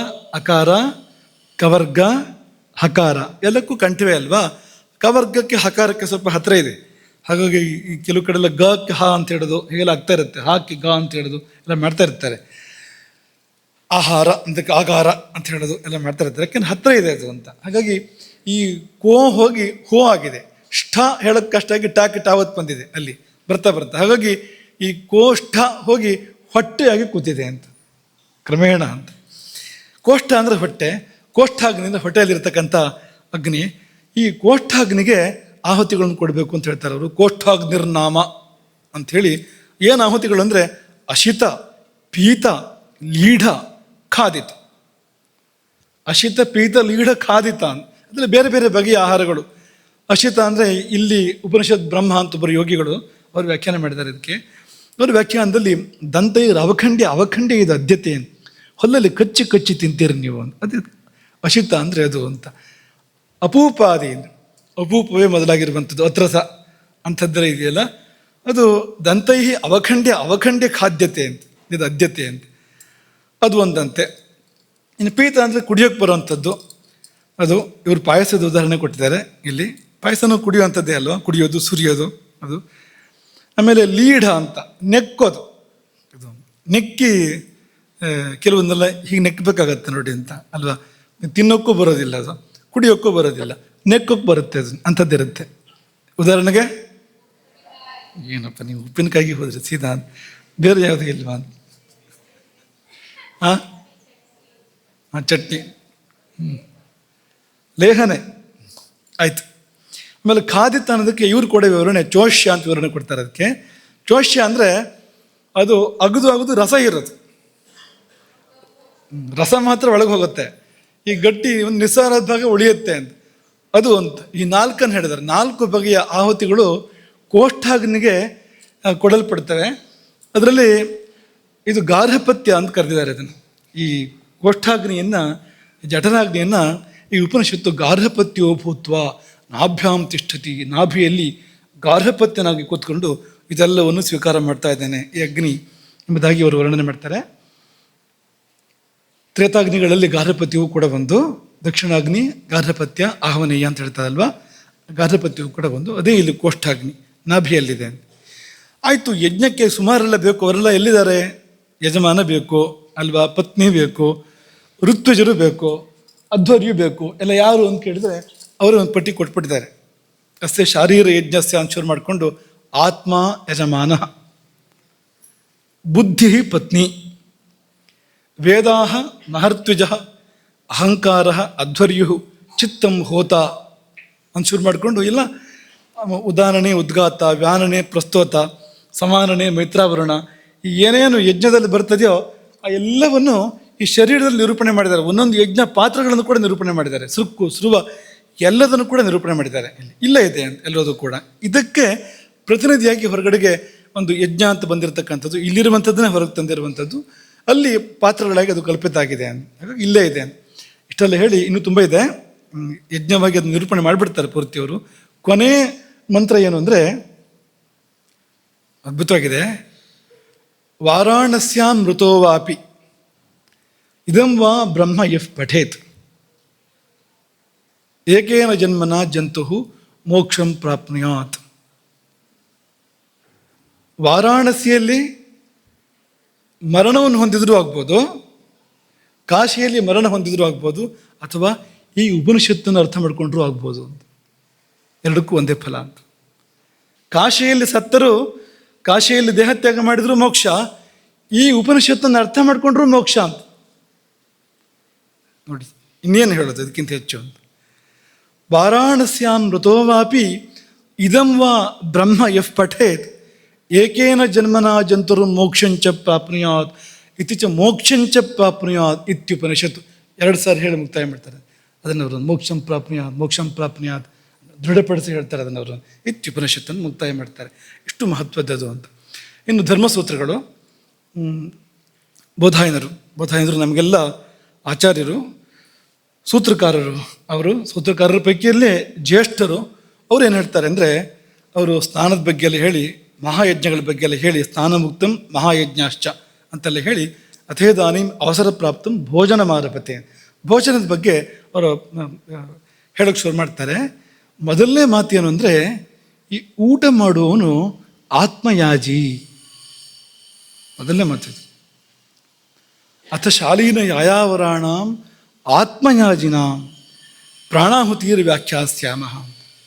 ಆತ್ಮಯಾಜಿ ಅಂದರೆ ಏನು ಅಂದರೆ, ಇಲ್ಲೇ ಅಗ್ನಿ ಇದೆ, ತನ್ನಲ್ಲೇ ಅಗ್ನಿ ಇದೆ, ತನ್ನನ್ನೇ ಬಳಸ್ಕೊಂಡು ಹೋಮ ಮಾಡ್ತಾನೆ, ಅವನು ಆತ್ಮಯಾಜಿ. ಅವನಿಗೆ ಬೇರೆ ಯಾಗಶಾಲೆ ಬೇಡ, ಪಾತ್ರಗಳು ಅಥವಾ ಹೋಮಕುಂಡ ಮತ್ತೊಂದು ಏನೂ ಬೇಡ, ತನ್ನನ್ನೇ ಬಳಸ್ಕೊಂಡು ತನ್ನೊಳಗಿರುವ ಅಗ್ನಿಯಲ್ಲಿ ತಾನೇ ಹೋಮ ಮಾಡ್ತಾನೆ. ಅವನು ಆತ್ಮಯಾಜಿ. ಯಾರು ಹೇಳಿದ್ದು? ಬೋಧಾಯನರು ಹೇಳಿದ್ದು. ಬೋಧ ಅಂದರೆ ಅರಿವು, ಜ್ಞಾನ. ಬೋಧಾಯನ ಅಂದರೆ ಜ್ಞಾನಕ್ಕೆ ಮಾರ್ಗ ಅಂತ, ಜ್ಞಾನಕ್ಕೆ ದಾರಿ ಅಂತ. ಅವರು ಪ್ರಾಣಾಹುತಿ ಅಂತ ಕರೀತಾರೆ.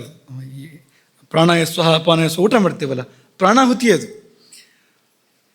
ಎಂಥ ದೊಡ್ಡ ಮಾತನ್ನು ಹೇಳ್ತಾರೆ ಅಂದರೆ, ಸರ್ವಕ್ರತುಯಾಜಿನಾಂ ಆತ್ಮಯಾಜಿ ವಿಶಿಷ್ಯತೆ. ಅಶ್ವಮೇಧ, ವಾಜಪೇಯ, ಇಂಥ ಅಗ್ನಿಷ್ಠೋಮ, ಇಂಥ ಮಹಾ ಯಾಗ ಮಾಡಿದವರು ಇರ್ತಾರಲ್ಲ, ಆ ಎಲ್ಲ ಯಾಗ ಮಾಡಿದವರ ಪೈಕಿಯಲ್ಲಿ ಅತ್ಯಂತ ಶ್ರೇಷ್ಠ ಯಾರು ಅಂದರೆ ಆತ್ಮಯಾಜಿ. ಯಾರು? ಪ್ರಾಣಾಗ್ನಿ ಹೋತ್ರವನ್ನು ಸರಿಯಾಗಿ ಮಾಡ್ತಾನೆ. ಯಾಕೆಂದ್ರೆ ಇದು ಸರಿಯಾಗಿ ಮಾಡದೆ ಹೋದರೆ ಅದು ಯಾವುದೂ ಸರಿಯಾಗಿ ಆಗೋದಿಲ್ಲ. ಅವನಿಗೆ ಬೇರೆ ಯಾಗವನ್ನು ಕೂಡ ಸರಿಯಾಗಿ ಮಾಡೋಕ್ಕೆ ಸಾಧ್ಯ ಇಲ್ಲ. ಇದು ಸರಿಯಾಗಿ ಆದರೆ ಅದನ್ನೆಲ್ಲ ಮಾಡೋಕ್ಕೆ ಸಾಧ್ಯ, ಅರ್ಹತೆ ಬರೋದಿಲ್ಲ ಅಂತ, ಶರೀರ ಪವಿತ್ರವಾಗಿ ಉಳಿಯೋದಿಲ್ಲ ಅಂಥೇಳಿ ಆತ್ಮಯಾಜಿನ ಪ್ರಶಂಸೆ ಮಾಡ್ತಾರೆ ಅವರು. ಕೊನೆಗೊಂದು ಮಾತನ್ನು ಹೇಳ್ತಾರೆ, ಅದೇನೆಂದರೆ, ಯಥಾಹಿ ತೂಲ ಮೈಷೀಕಂ ಅಗ್ನೋ ಪ್ರೋತಂ ಪ್ರದೀಪ್ಯತೆ. ಅಗ್ನಿಗೆ ನೀವು ಹುಲ್ಲನ್ನು ಹಾಕಿದರೆ ಅಥವಾ ಹತ್ತಿಯನ್ನು ಹಾಕಿದರೆ ಅದು ಸುಟ್ಟು ಉರಿದು ಹೋಗುತ್ತಲ್ವಾ? ಬೆಂಕಿಗೆ ಹತ್ತಿ ಹಾಕಿದ್ರೆ ಏನಾಗುತ್ತೆ, ಅಥವಾ ಹುಲ್ಲು ಹಾಕಿದ್ರೆ ಏನಾಗುತ್ತೆ ಬೆಂಕಿಗೆ? ಹಾಗೆ ಪಾಪಗಳು ಉರಿದು ಹೋಗುತ್ತೆ. ಯಾರಿಗೆ? ಯಾರು ಆತ್ಮಯಾಜಿಯೋ, ಊಟ ಸರಿ ಮಾಡ್ತಾನೋ ಯಾರು ಅಂತ. ಊಟವನ್ನು ವಿಧಿಬದ್ಧವಾಗಿ, ಪ್ರಮಾಣಬದ್ಧವಾಗಿ, ಕಾಲಬದ್ಧವಾಗಿ ಯಾರು ಮಾಡ್ತಾನೋ ಅವನ ಎಲ್ಲ ಪಾಪಗಳು ಕೂಡ ಉರಿದು ಹೋಗ್ತವೆ, ಬೆಂಕಿಯಲ್ಲಿ ಹತ್ತಿ ಉರಿದ ಹಾಗೆ ಅಷ್ಟು ಕ್ಷಿಪ್ರವಾಗಿ ಉರಿದು ಹೋಗ್ತವೆ. ಅಷ್ಟು ಮಹತ್ವದ್ದು ಭೋಜನ ಅಂದರೆ. ಇಲ್ಲಿ ವಿವರಣೆ ಕೊಡ್ತಾರೆ. ಆತ್ಮಯಾಜಿ ಅಂದರೆ ಯಾರು ಅಂತಂದರೆ, ಯಥಾವಿಧಿ ಭುಂಜಾನಹ, ವಿಧಿ ಪ್ರಕಾರ ಊಟ ಮಾಡುವವನು ಅಂತ, ಅವನೇ ಆತ್ಮಯಾಜಿ ಅಂತ. ಇನ್ನು ಈ ಮಾತನ್ನು ಅವ್ರು ನೆನಪು ಮಾಡ್ಕೊಡ್ತಾರೆ ಅಲ್ಲಿ, ಕೇವಲಾಘೋ ಭವತಿ ಕೇವಲಾದಿ ಮೋಹಮನ್ನಂ ವಿಂದತೆ ಅಪ್ರಚೇತ. ಇದನ್ನು ಅವರಲ್ಲಿ ಉಲ್ಲೇಖ ಮಾಡ್ತಾರೆ. ಸುಮ್ಮನೆ ಊಟ ಮಾಡುವವನು ಪಾಪ ಊಟ ಮಾಡ್ತಾನೆ. ಯಾರು ಭಗವಂತನಿಗೆ ಸಮರ್ಪಿಸಿ, ದೇವತೆಗಳಿಗೆ ಸಮರ್ಪಿಸಿ, ಹಂಚಬೇಕಾದವರಿಗೆಲ್ಲ ಹಂಚಿ ಊಟ ಮಾಡ್ತಾನೋ ಅವನು ಅಮೃತತ್ವವನ್ನು ಪಡಿತಾನೆ, ಅಮೃತವನ್ನು ಊಟ ಮಾಡ್ತಾನೆ.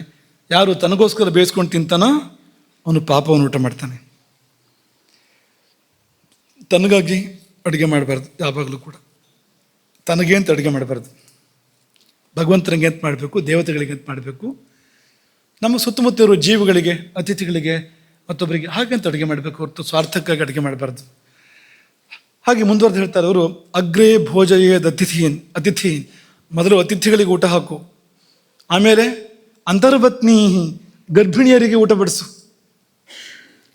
ಅದಾದಮೇಲೆ ವೃದ್ಧಾನ್ ಬಾಲಕರಿಗೆ ಬಡಿಸು, ವೃದ್ಧರಿಗೆ ಬಡಿಸು, ದೀನಾನ್ ಗತಿ ಇಲ್ಲ ಊಟಕ್ಕೆ, ಕಷ್ಟದಲ್ಲಿದ್ದಾರೆ ಅಂಥವ್ರಿಗೆ ಕೊಡು, ವ್ಯಾಧಿತಾಂಶ ವಿಶೇಷತಃ ಯಾರು ಕಾಯಿಲೆ ಬಿದ್ದವರಿದ್ದರೆ ಮೊದಲು ಅವ್ರಿಗೆ ಊಟ ಹಾಕು, ಆಮೇಲೆ ನೀನು ಊಟ ಮಾಡು. ಅವ್ರಿಗೆ ಊಟ ಹಾಕಿ ಊಟ ಮಾಡು ನೀನು. ಅವರಿಗೆ ಊಟ ಹಾಕಬೇಕಾದ್ರೂ ಆಮೇಲೆ ಊಟ ಹಾಕಿದರೆ ದೋಷವೇ ಅದು. ಹಾಕಿದ ದೋಷ ಅಲ್ಲ, ಆಮೇಲೆ ಹಾಕಿದ ದೋಷ ಅಂತ. ಹಾಗಾಗಿ ಇದೆಲ್ಲ ಅಧಿಕಾರಿಗಳು ಯಾರು ಅಂದರೆ ಅತಿಥಿಗಳು, ಅಂತರ್ಪತ್ನಿಯರು, ಗರ್ಭಿಣಿಯರು, ಬಾಲಕರು, ವೃದ್ಧರು ಮತ್ತು ವ್ಯಾಧಿಗ್ರಸ್ತರು. ಅವ್ರಿಗೆ ವಿಶೇಷತಃ ಅಂತ ಹೇಳಿದೆ, ವ್ಯಾಧಿಗ್ರಸ್ತರಿಗೆ ಅಂಥೇಳಿ ಒಂದು ಎಚ್ಚರಿಕೆ ಮಾತನ್ನು ಹೇಳ್ತಾರೆ. ಅದತ್ವಾತು ಯೇತೇಭ್ಯ ಪೂರ್ವಂ ಭುಂಕ್ತೆ ಯಥಾವಿಧಿ. ಇವರಿಗೆಲ್ಲ ಕೊಡದೆ ಯಾರು ಮೊದಲು ಊಟ ಮಾಡ್ತಾನೋ ಅವನು ಯಥಾವಿಧಿ, ವಿಧಿ ಪ್ರಕಾರ ಊಟ ಮಾಡಿದರೂ ಕೂಡ, ಅವನು ಸರಿಯಾಗಿ ಶಾಸ್ತ್ರಬದ್ಧವಾಗಿ ಊಟ ಮಾಡಿದರೂ ಕೂಡ ಅವನು ಊಟ ಮಾಡೋದಿಲ್ಲ. ಅವನನ್ನೇ ಊಟ ಮಾಡುತ್ತೆ ಅದು ಅನ್ನ, ಅವನನ್ನೇ ತಿಂದ್ಕೊಂಡು ಹೋಗುತ್ತೆ ಅದು ಆ ಅನ್ನ. ಅವನು ಊಟ ಮಾಡಿದ್ದು ಅವನಿಗೆ ಮೃತ್ಯುವಾಗಿ, ಶತ್ರುವಾಗಿ ಪರಿಣಮಿಸುತ್ತೆ.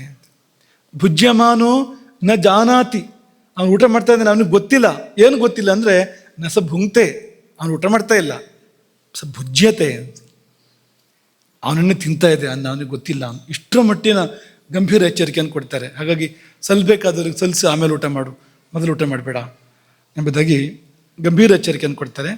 ಆಮೇಲೆ ಇನ್ನೊಂದು ಮಾತು ಭಾಳ ಸ್ವಾರಸ್ಯವಾಗಿದೆ, ನಿಮಗೆಲ್ಲ ಖುಷಿಯಾಗುತ್ತೆ ಈ ಮಾತು, ಅನೇಕರಿಗೆ ಖುಷಿಯಾಗುತ್ತೆ ಈ ಮಾತು. ಏನಪ್ಪ ಅಂದರೆ, ಗೃಹಸ್ಥನಾಗಲಿ ಬ್ರಹ್ಮಚಾರಿ ಆಗಲಿ ಊಟ ಮಾಡದೆ ಅಂದರೆ ಪಾಪ ಬರುತ್ತೆ ಹೇಳಿದ್ದಾರೆ. ಪ್ರಾಯಶ್ಚಿತ್ತ ಮಾಡ್ಕೊಳ್ಬೇಕಾಗತ್ತೆ ಅಂತ ಹೇಳಿದ್ದಾರೆ. ಗೃಹಸ್ಥೋ ಬ್ರಹ್ಮಚಾರಿ ಇವ ಯೋನಶ್ನೋಸ್ತು ತಪಶ್ಚರ್ಯ. ತಪಸ್ ಮಾಡುವಾಗ, ಯಾವುದನ್ನೇ ಮಾಡಬೇಕಾದ್ರೆ ಊಟ ಬಿಡ್ತಾನೆ ಅಂತಾದರೆ ಪ್ರಾಣಾಗ್ನಿಹೋತ್ರ ಲೋಪೇನ, ಪ್ರಾಣಾಗ್ನಿಹೋತ್ರದ ಲೋಪ ಆಗೋದ್ರಿಂದ, ನಿತ್ಯ ಮಾಡುವಂಥ ಯಜ್ಞ ಅದು, ಆ ಯಜ್ಞದ ಲೋಪ ಆಗೋದ್ರಿಂದ ಅವಕೀರ್ಣಿ ಭವೇತ್ತು ಸಹ, ಅವನು ದೋಷಿ ಆಗ್ತಾನೆ. ಹಾಗಾಗಿ ನೀವು ಸಕಾರಣವಾಗಿ ಊಟ ಬಿಡೋಕ್ಕೆ ಸುಲಭ ಇಲ್ಲ ಇಲ್ಲಿ. ಇನ್ನು ಅಕಾರಣವಾಗಿ ಊಟ ಬಿಡೋದು, ಸಿಟ್ಟು ಮಾಡ್ಕೊಂಡು ಊಟ ಬಿಡೋದು, ಅಥವಾ ಬೇಜಾರು ಮಾಡ್ಕೊಂಡು ಊಟ ಬಿಡೋದು, ಊಟನ ಮುಂದೆ ಹಾಕೋದು, ಹಠಕ್ಕೆ ಮಾಡದೇ ಇರೋದು, ಇದೆಲ್ಲ ಮಾಡಿದರೆ ಏನಾಗ್ಬೋದು ಗತಿ? ಯಾಕೆಂದರೆ ಊಟ ಅನ್ನೋದು ಅದು ಯಾರ್ಯಾರಿಗೂ ಸಲ್ಲಬೇಕಾಗಿದೆ. ಇಲ್ಲಿ ಬರೇ ನಮ್ಮ ಇಷ್ಟ, ನಮ್ಮ ಹಕ್ಕು ಅನ್ನೋ ಥರ ಅಲ್ಲ, ಯಾರ್ಯಾರಿಗೂ ಸಲ್ಲಬೇಕಾಗಿದೆ ಅಲ್ಲಿ, ಸಲ್ಲಿಸ್ಬೇಕು ನಾವು ಅದನ್ನು. ಹಾಗಾಗಿ ಊಟ ಬಿಟ್ಟರೆ ಪಾಪಿ ಆಗ್ತಾನೆ, ಪಾಪ ಬರುತ್ತೆ ಅಂತ ಕೊಟ್ಟ ಕೊನೆಯ ವಾಕ್ಯ ಸೂತ್ರ ಅಲ್ವಾ, ಚೆನ್ನಾಗಿದೆ ಅದು. ಏವಮಾಚರನ್, ಹೀಗೆ ನಡ್ಕೊಳ್ಳೋದಾದರೆ ಬ್ರಹ್ಮಭೂಯಾಯ ಕಲ್ಪತೆ, ಅವನು ಪರಬ್ರಹ್ಮವೇ ಆಗಿ ಪರಿಣಮಿಸ್ತಾನೆ, ಪರಬ್ರಹ್ಮದಲ್ಲಿ ಅದ್ವೈತವನ್ನು ಹೊಂದ್ತಾನೆ.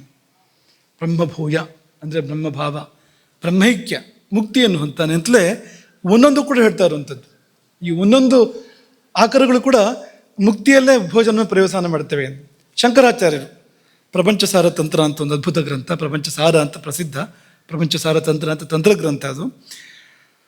ತಂತ್ರ ಮಾರ್ಗವನ್ನು ತುಂಬ ಅತ್ಯದ್ಭುತವಾಗಿ ನಿರೂಪಣೆ ಮಾಡ್ತಾರೆ ಅವರು. ಅದರಲ್ಲಿ ಅವರು ಶುರು ಮಾಡ್ತಾರೆ, ಅಥ ಹಿತವಿಧಿಯೇ ವಿದುಷಾಂ ಭಕ್ಷಿ ಪ್ರಾಣಾಗ್ನಿಹೋತ್ರ ವಿಹಿತ ವಿಧಿ. ಊಟವನ್ನು ಕೂಡ ಅವರು ಕೂಡ ಪ್ರಾಣಾಗ್ನಿಹೋತ್ರ ಅಂತ ಕರೀತಾರೆ ಅದನ್ನು. ಪ್ರಾಣಾಗ್ನಿಹೋತ್ರ ವಿಹಿತ ವಿಧಿ, ಪ್ರಾಣಾಗ್ನಿಹೋತ್ರಕ್ಕೆ ವಿಹಿತವಾದ ವಿಧಿಯನ್ನು ಹಿತವಿಧಯೇ ವಿದುಷಾಂ, ಶ್ರೇಯಸ್ಸಿಗೋಸ್ಕರವಾಗಿ ಹೇಳ್ತೇನೆ, ನಮ್ಮ ಹಿತಕ್ಕೋಸ್ಕರವಾಗಿ ಹೇಳ್ತಾನೆ ಎಂಬುದಾಗಿ ಹೇಳಿ ನಿರೂಪಣೆ ಮಾಡ್ತಾರೆ. ಸಾಕಷ್ಟಿದೆ, ಅದಿನ್ನೊಮ್ಮೆ ಅವಲೋಕನ ಮಾಡೋಣ. ಕೊನೆ ಮಾತನ್ನು ಗಮನಿಸೋಣ. ಅವರ ಈ ವಿಷಯದ ಆಡಿದ ಕೊನೆ ಮಾತು 8ನೇ ಪಟಲ, ಪ್ರಪಂಚ ಸಾರದ್ದು, ಅಲ್ಲಿದೆ ಇದು. ಕೊನೆ ಮಾತು ಏನು ಹೇಳ್ತಾರೆ ಅಂದರೆ, ಸಾಯಂ ಪ್ರಾತ ರನೇನ ಹೋಮ ವಿಧಿನ. ಅವರು ಹೇಳೋದು 2 ಸಮಯ ಊಟ ಅಂತ, ಶಂಕರಾಚಾರ್ಯರು ಕೂಡ. ಸಾಯಂ ಪ್ರಾತ ರನೇನ ಹೋಮ ವಿಧಿನ, ಈ ಹೋಮ ವಿಧಿ ಅಂತ ಊಟದ ಪದ್ಧತಿ ಹೇಳ್ತಾ ಅದನ್ನು ಹೋಮ ವಿಧಿ ಅಂತ ಕರೆದು, ಅನೇನ ಹೋಮ ವಿಧಿನ ಭೋಜ್ಯಾನ ನಿತ್ಯಂ ಭಜನ್. ಈ ಹೋಮ ವಿಧಿಯಿಂದ ಯಾರು ಊಟ ಮಾಡ್ತಾನೋ ಅವನೇನಾಗ್ತಾನೆ ಅಂದರೆ, ಅವನು ಪ್ರಾಣಾಗ್ನಿಹೋತ್ರಿ ಅಂತ ಅನ್ಸ್ಕೊಳ್ತಾನೆ. ಅವನು ಮತ್ತೆ ತಾಯಿ ಹೊಟ್ಟೆಯನ್ನು ಪ್ರವೇಶ ಮಾಡೋದಿಲ್ಲ. ಪ್ರಾಣಿ ನ ಪ್ರಮದೋದರಂ ಪ್ರವಿಶತಿ. ಪ್ರಮದ ಸ್ತ್ರೀ, ಪ್ರಮದೋದರ ಸ್ತ್ರೀಯ ಹೊಟ್ಟೆ, ತಾಯಿಯ ಹೊಟ್ಟೆ. ನ ಪ್ರಮದೋದರಂ ಪ್ರವಿಶತಿ, ಇನ್ನೊಮ್ಮೆ ತಾಯಿಯ ಹೊಟ್ಟೆಯನ್ನು ಅವನು ಪ್ರವೇಶ ಮಾಡೋದಿಲ್ಲ. ಪ್ರಾಣಾಗ್ನಿಹೋತ್ರಿ ಪುನಃ. ಆಚಾರ್ಯ ಶಂಕರರ ವಾಕ್ಯ ಇದು ಅಂತ. ಇನ್ನೊಂದು ತಂತ್ರ ಗ್ರಂಥ ಇದೆ, ಅದಕ್ಕೆ ಹೆಸರು ಪ್ರಾಣಾಗ್ನಿಹೋತ್ರ ಅಂತಲೇ ಹೆಸರು, ತಂತ್ರಶಾಸ್ತ್ರದ ಒಂದು ಗ್ರಂಥ. ಇದನ್ನು ಹೇಳಿ ಇದನ್ನು ಪೂರ್ಣ ಮಾಡೋಣ. ಅವರು ಪ್ರಾರಂಭ ಮಾಡುವಾಗ ಈ ಶೂಲಭೃತ್ ಈಶ್ವರನಿಗೆ ಒಂದು ಪ್ರಾರ್ಥನೆ ಮಾಡ್ತಾರೆ. ಅವರು ಏನು ಪ್ರಾರ್ಥನೆ ಮಾಡ್ತಾರೆ ಅಂದರೆ, ಕಾಲಾಗ್ನಿ ರುದ್ರನಿಗೆ, ಮಣಿಪುರ ಚಕ್ರವಾಸಿ ಅಗ್ನಿಸ್ವರೂಪಿ ರುದ್ರನಿಗೆ ಅವ್ರು ಏನು ಪ್ರಾರ್ಥನೆ ಮಾಡ್ತಾರೆ ಅಂದರೆ, ಅಲ್ಪವಿತ್ತ ನರಾಯೇಚ ಅಗ್ನಿಹೋತ್ರಂ ನ ಕುರ್ವತೆ. ಅಗ್ನಿಹೋತ್ರ ಮಾಡೋಕ್ಕೆ ಸಾಧ್ಯ ಇಲ್ಲ, ಅದಕ್ಕೆ ಬೇಕಾದ ಸಾಧನ ಸಂಪತ್ತಿ ಇಲ್ಲ. ಅಂಥವರು ಪಾಪ ಏನು ಮಾಡಬೇಕು, ಅವರು ತೇಷಾಂ ಪ್ರಾಣಾಗ್ನಿಹೋತ್ರಂತೂ, ಅವರಿಗೆ ಪ್ರಾಣಾಗ್ನಿಹೋತ್ರವನ್ನು ಕೃಪೆ ಮಾಡು. ಪ್ರಸಾದಂ ಕುರು ಶೂಲಭೃತ್. ಏ ಶೂಲಧಾರಿಯೇ, ಶಿವನೇ, ಪ್ರಾಣಾಗ್ನಿಹೋತ್ರವೇ ಅವರ ಪಾಲಿಗೆ ಅಗ್ನಿಹೋತ್ರವಾಗುವಂತೆ ಅನುಗ್ರಹ ಮಾಡುವಂತ ಅದು ಪ್ರಾರಂಭ ಆಗುವಂಥದ್ದು ಗ್ರಂಥ ಅದು ಅಂತ. ಹಾಗಾಗಿ ಇಲ್ಲಿ ಕೂಡ ಮತ್ತು ಅದೇ ಮಾತು, ಅಗ್ನಿಹೋತ್ರಕ್ಕೂ ಭೋಜನಕ್ಕೂ ಒಂದು ತಾಳೆ ಅಂತ, ಅದೇ ಇದು ಇದೇ ಅದು ಎನ್ನುವಂಥ ಒಂದು ತಾಳೆಯನ್ನು ಅವ್ರು ಹೇಳ್ತಾ ಇದ್ದಾರೆ. ಅಗ್ನಿಹೋತ್ರ ಮಾಡಬೇಕಾದ್ರೆ ತುಂಬ ಯೋಗ್ಯತೆಗಳು ಬೇಕು, ಆದರೆ ಇದು ಎಲ್ಲರೂ ಮಾಡುವಂಥದ್ದು, ಪ್ರತಿಯೊಬ್ಬರು ಮಾಡುವಂಥದ್ದು, ಸ್ವಲ್ಪ ಸರಿಯಾಗಿ ಮಾಡಬೇಕು ಅನ್ನೋದು ಮಾತ್ರ ಇರುವಂಥದ್ದು ಅಂತ ತುಂಬ ಇದೆ. ಅದು ಅವ್ರು ಕೊನೆಯಲ್ಲಿ ಏನು ಹೇಳ್ತಾರೆ ಅಂದರೆ, ಅವರು ಕೂಡ ಒಂದು ರೂಪಕ್ಕೊಂದು ಕೊಡ್ತಾರೆ. ಆತ್ಮನ ಯಜಮಾನ, ಪ್ರಕೃತಿಯ ಪತ್ನಿ ಅಂತೆಲ್ಲ ಶುರು ಮಾಡಿ ಅವರು ತುಂಬ ಇಡೀ ಯಜ್ಞದ ಪರಿಕಲ್ಪನೆಯನ್ನು ಊಟದಲ್ಲಿ ಕೊಡ್ತಾರೆ. ಅವರು ಅಲ್ಲಿ ಅವರೇ ಹೇಳುವಂಥದ್ದು, ಈ ಊಟ ಮಾಡಿದರೆ 33 ಕೋಟಿ ದೇವಾಸ್ತೃಪ್ಯಂತಿ ಅಂತ ಅವ್ರದ್ದೇ ಮಾತದು. 33 ಕೋಟಿ ದೇವತೆಗಳಿಗೂ ಕೂಡ ತೃಪ್ತಿ ಆಗುತ್ತೆ, ನಿನಗೆ ಮಾತ್ರ ಅಲ್ಲ ಅಂತ ಅವರೇ ಹೇಳ್ತಾ ಇರುವಂಥದ್ದು. ಕೊಟ್ಟಕ್ಕೊಂದೇನು ಏನು ಹೇಳ್ತಾರೆ ಅಂದರೆ, ಏವಂ ವೇತ್ತಿ ಸ ವೇದವಿತು. ಇದು ಗೊತ್ತಿದ್ರೆ ಅವನಿಗೆ ವೇದ ಗೊತ್ತಿದೆ ಅಂತ ಅರ್ಥ. ಇದು ಗೊತ್ತಿಲ್ಲದೆ ಇದ್ದರೆ ಅವನು ವೇದ ಓದಿ ಪ್ರಯೋಜನ ಏನೂ ಇಲ್ಲ. ಊಟ ಗೊತ್ತಿಲ್ಲದೆ ಇದ್ದರೆ ವೇದಾಧ್ಯಯನ ಮಾಡಿಯೂ ಪ್ರಯೋಜನ ಏನೂ ಇಲ್ಲ. ಊಟ ಮೊದಲು ಗೊತ್ತಿರಬೇಕು ಎಂಬುದಾಗಿ ಏವಂ ವೇತ್ತಿ ಸ ವೇದವಿತು ಸ ಆಹಿತಾಗ್ನಿ, ಅವನೇ ಅಗ್ನಿಹೋತ್ರಿ. ಸ ಹವ್ಯಕವಯೋ ಸಮರ್ಥ, ಅವನು ದೇವಮಾರ್ಗ ಪಿತೃಮಾರ್ಗ ಎರಡರಲ್ಲೂ ಸಮರ್ಥನಾಗ್ತಾನೆ. ದೇವತೆಗಳನ್ನು ಸಂತೃಪ್ತಿಪಡಿಸೋದು, ಪಿತೃಗಳನ್ನು ಸಂತೃಪ್ತಿಪಡಿಸೋದು, ಎರಡರಲ್ಲಿ ಕೂಡ ಅವನು ಸಮರ್ಥನಾಗ್ತಾನೆ ಎಂಬುದಾಗಿ ಹೇಳಿ ಅವರು ಪರ್ಯವಸಾನ ಮಾಡ್ತಾರೆ. ಹೀಗೆ ನಾವಿದನ್ನು ಕೆಲವು ಉದಾಹರಣೆ ಕೊಟ್ಟಿದ್ದು ನಿಮಗೆ. ಇವರೆಲ್ಲ ದಿಗ್ಗಜರು, ಜ್ಞಾನಿಗಳಲ್ಲಿ ಅಗ್ರೇಸರರು ಅಥವಾ ಆಚಾರ್ಯ ಶ್ರೇಷ್ಠರು, ಇಂಥವ್ರು ಆಡಿದ ಮಾತುಗಳು ಇವೆಲ್ಲವೂ ಕೂಡ. ಇದು ಹುಸಿಯಾಗಲಿಕ್ಕೆ ಸಾಧ್ಯ ಇಲ್ಲ, ಇದರಲ್ಲಿ ಸತ್ಯ ಇಲ್ಲದೆ ಇರಲಿಕ್ಕೆ ಸಾಧ್ಯ ಇಲ್ಲ, ತಿರುಳು ಇಲ್ಲದೆ ಇರಲಿಕ್ಕೆ ಸಾಧ್ಯ ಇಲ್ಲ. ಇಲ್ಲಿ ನಾವು ತಿಳ್ಕೊಳ್ಳೋಕ್ಕಿರುವಂಥದ್ದು, ತಿಳ್ಕೊಂಡು ನಾವು ಮಾಡೋಕ್ಕಿರುವಂಥದ್ದು. ಹಾಗಾಗಿ ಊಟವೇ ಯಜ್ಞವಾಗಬೇಕು. ಅದಕ್ಕೆ ಎರಡೂ ಸಂಗತಿಗಳು ಬೇಕು, ಭಾವ ಬಾಹ್ಯ ಎರಡೂ ಬೇಕು. ಒಂದು, ಆ ಭಾವದಲ್ಲಿ ನಿನಗೆ ನಿವೇದನ, ನೈವೇದ್ಯ, ನಿನ್ನದಿದು, ನಿನಗೆ ಎಂಬ ಭಾವ, ಆ ಭಾವ ಬೇಕು. ಇನ್ನೊಂದು, ವಿಧಿಗಳನ್ನು ಸರಿಯಾಗಿ ಮಾಡಬೇಕು. ಭಾವನೆ ತುಂಬ ಕೆಲಸ ಮಾಡುವಂಥದ್ದು ಪ್ರಧಾನವಾಗಿ.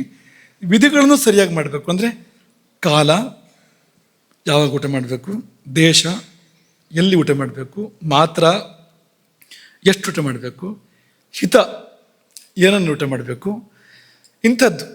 ಇದೆಲ್ಲವನ್ನು ಗಮನಿಸಿ ಊಟ ಮಾಡೋದಾದರೆ ಅದು ಅದ್ಭುತವಾಗಿರ್ತಕ್ಕಂಥ ಅಗ್ನಿಹೋತ್ರವಾಗಿ, ಯಾರು ಬೇಕಾದರೂ ಮಾಡುವಂಥ ಅಗ್ನಿಹೋತ್ರವಾಗಿ ಅದು ಪರಿಣಮಿಸುತ್ತೆ.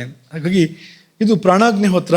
ಪ್ರಾಣಾಯ ಸ್ವಾಹ, ಅಪಾನಾಯ ಸ್ವಾಹ, ವ್ಯಾನಾಯ ಸ್ವಾಹ, ಉದಾನಾಯ ಸ್ವಾಹ, ಸಮಾನಾಯ ಸ್ವಾಹ ಅಂತೆಲ್ಲ ಹೇಳಿಯೇ ಊಟ ಮಾಡುವಂಥ ಪದ್ಧತಿ. ಸರ್ವಭೂತೇಭ್ಯ ಅಂಥೇಳಿ, ಬ್ರಹ್ಮಣೆ ಅಂಥೇಳಿ ಹಾಗೆಲ್ಲ ಹೇಳಿಯೇ ಊಟ ಮಾಡ್ತಕ್ಕಂಥ ಪದ್ಧತಿ. ಈ ಪ್ರಾಣಾಪಾನಗಳಿಗೂ ಅಗ್ನಿಗೂ ತುಂಬ ಸಂಬಂಧ ಇದೆ.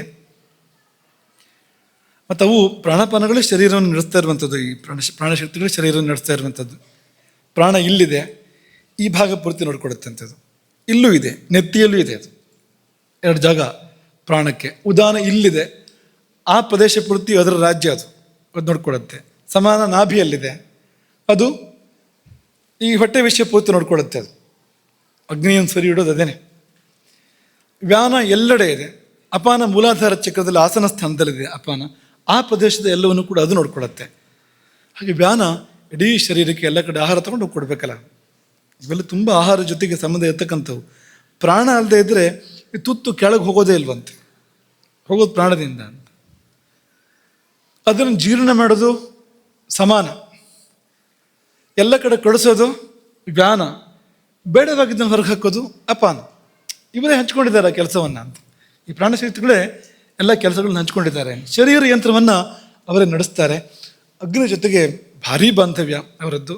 ಹಾಗಾಗಿ ಸುಶ್ರುತರು ಹೇಳಿದರೆ ಈ ಪ್ರಾಣಾಪಾನಗಳಿದೆಯಲ್ಲ, ಅದರಲ್ಲೂ ಪ್ರಾಣಾಪಾನಗಳು ಅಗ್ನಿಗೆ ಬಹಳ ಹತ್ತಿರದ ಬಾಂಧವ್ಯವಂತೆ.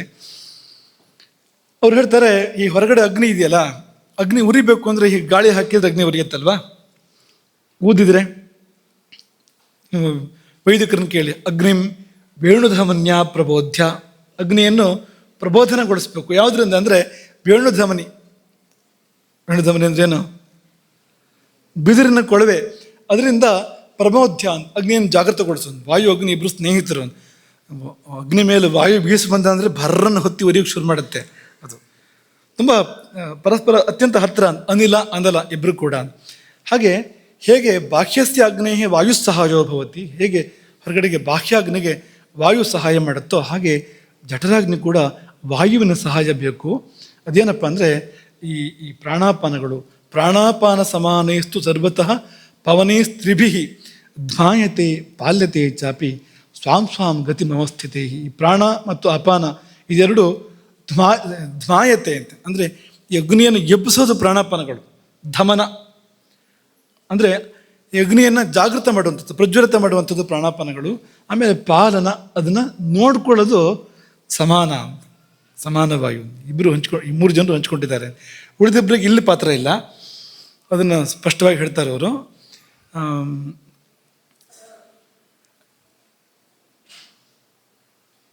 ತ್ರಯ ಏವ ವಾತಾಹ ಧಮನ ಪಾಲನ ಸಮರ್ಥಾಹ. ತ್ರಯ ಏವ ವಾತಾಹ, 3 ಪ್ರಾಣಗಳು, ಪ್ರಾಣ ಅಪಾನ ಸಮಾನ. ಇವರೇ ಧಮನ ಪಾಲನ ಸಮರ್ಥಾಹ. ನಾವು ವ್ಯಾನೋದಾನಗಳಲ್ಲ ಅಂತ ಒಂದು ಸಣ್ಣ ವಿಭಾಗ ಮಾಡ್ತಾರೆ. ಧ್ಮಾಯತೆ ಪ್ರಾಣಾಪಾನಾಭ್ಯಾಂ ಪಾಲ್ಯತೆ ಸಮಾನೇನ. ಉರಿಸುವವರು ಪ್ರಾಣಾಪಾನಗಳು, ನೋಡ್ಕೊಳ್ಳೋನು ಸಮಾನ. ಹಾಗಾಗಿ ಪ್ರಾಣಾಯ ಸ್ವಹ, ಅಪಾನಾಯ ಸ್ವಹ, ವ್ಯಾನಾಯ ಸ್ವಹ. ಹಾಕೋದು ಅಗ್ನಿಗೆ, ತುತ್ತನ್ನು ಹಾಕೋದು, ಆಹುತಿಯನ್ನು ಹಾಕೋದು ಅಗ್ನಿಗೆ. ತಗೊಳ್ಳೋರು ಯಾರು ಅದನ್ನು ಅಂದರೆ ಪ್ರಾಣಾಯ ಸ್ವಹ, ಅಪಾನಾಯ ಸ್ವಹ, ಪ್ರಾಣಶಕ್ತಿಗಳು ಅದನ್ನು ತಗೊಂಡು ಶರೀರವನ್ನು ನಡೆಸ್ತವೆ. ಇಷ್ಟು ಇವತ್ತಿಗಿರಲಿ. ನಾಳೆ ಮುಂದಿನ ಭಾಗವನ್ನು, ಆ ಪ್ರಶ್ನೆಗೆ ಉತ್ತರವನ್ನು ಗಮನಿಸೋಣ. ಊಟ ತಪಸ್ಸು ಹೇಗೆ ಅನ್ನೋದನ್ನು, ಭೋಜನ ತಪಸ್ಸು ಹೇಗೆ ಅನ್ನೋದನ್ನು ಗಮನಿಸೋಣ. ಹರೇ ರಾಮ. ಗೋಕರ್ಣಮಂಡಲಾಧೀಶ್ವರ ಶ್ರೀಮಜ್ಜಗದ್ಗುರು ಶಂಕರಾಚಾರ್ಯ ಶ್ರೀ ಶ್ರೀ ರಾಘವೇಶ್ವರ ಭಾರತೀ ಸ್ವಾಮಿ ಮಹಾರಾಜ್ ಕೀ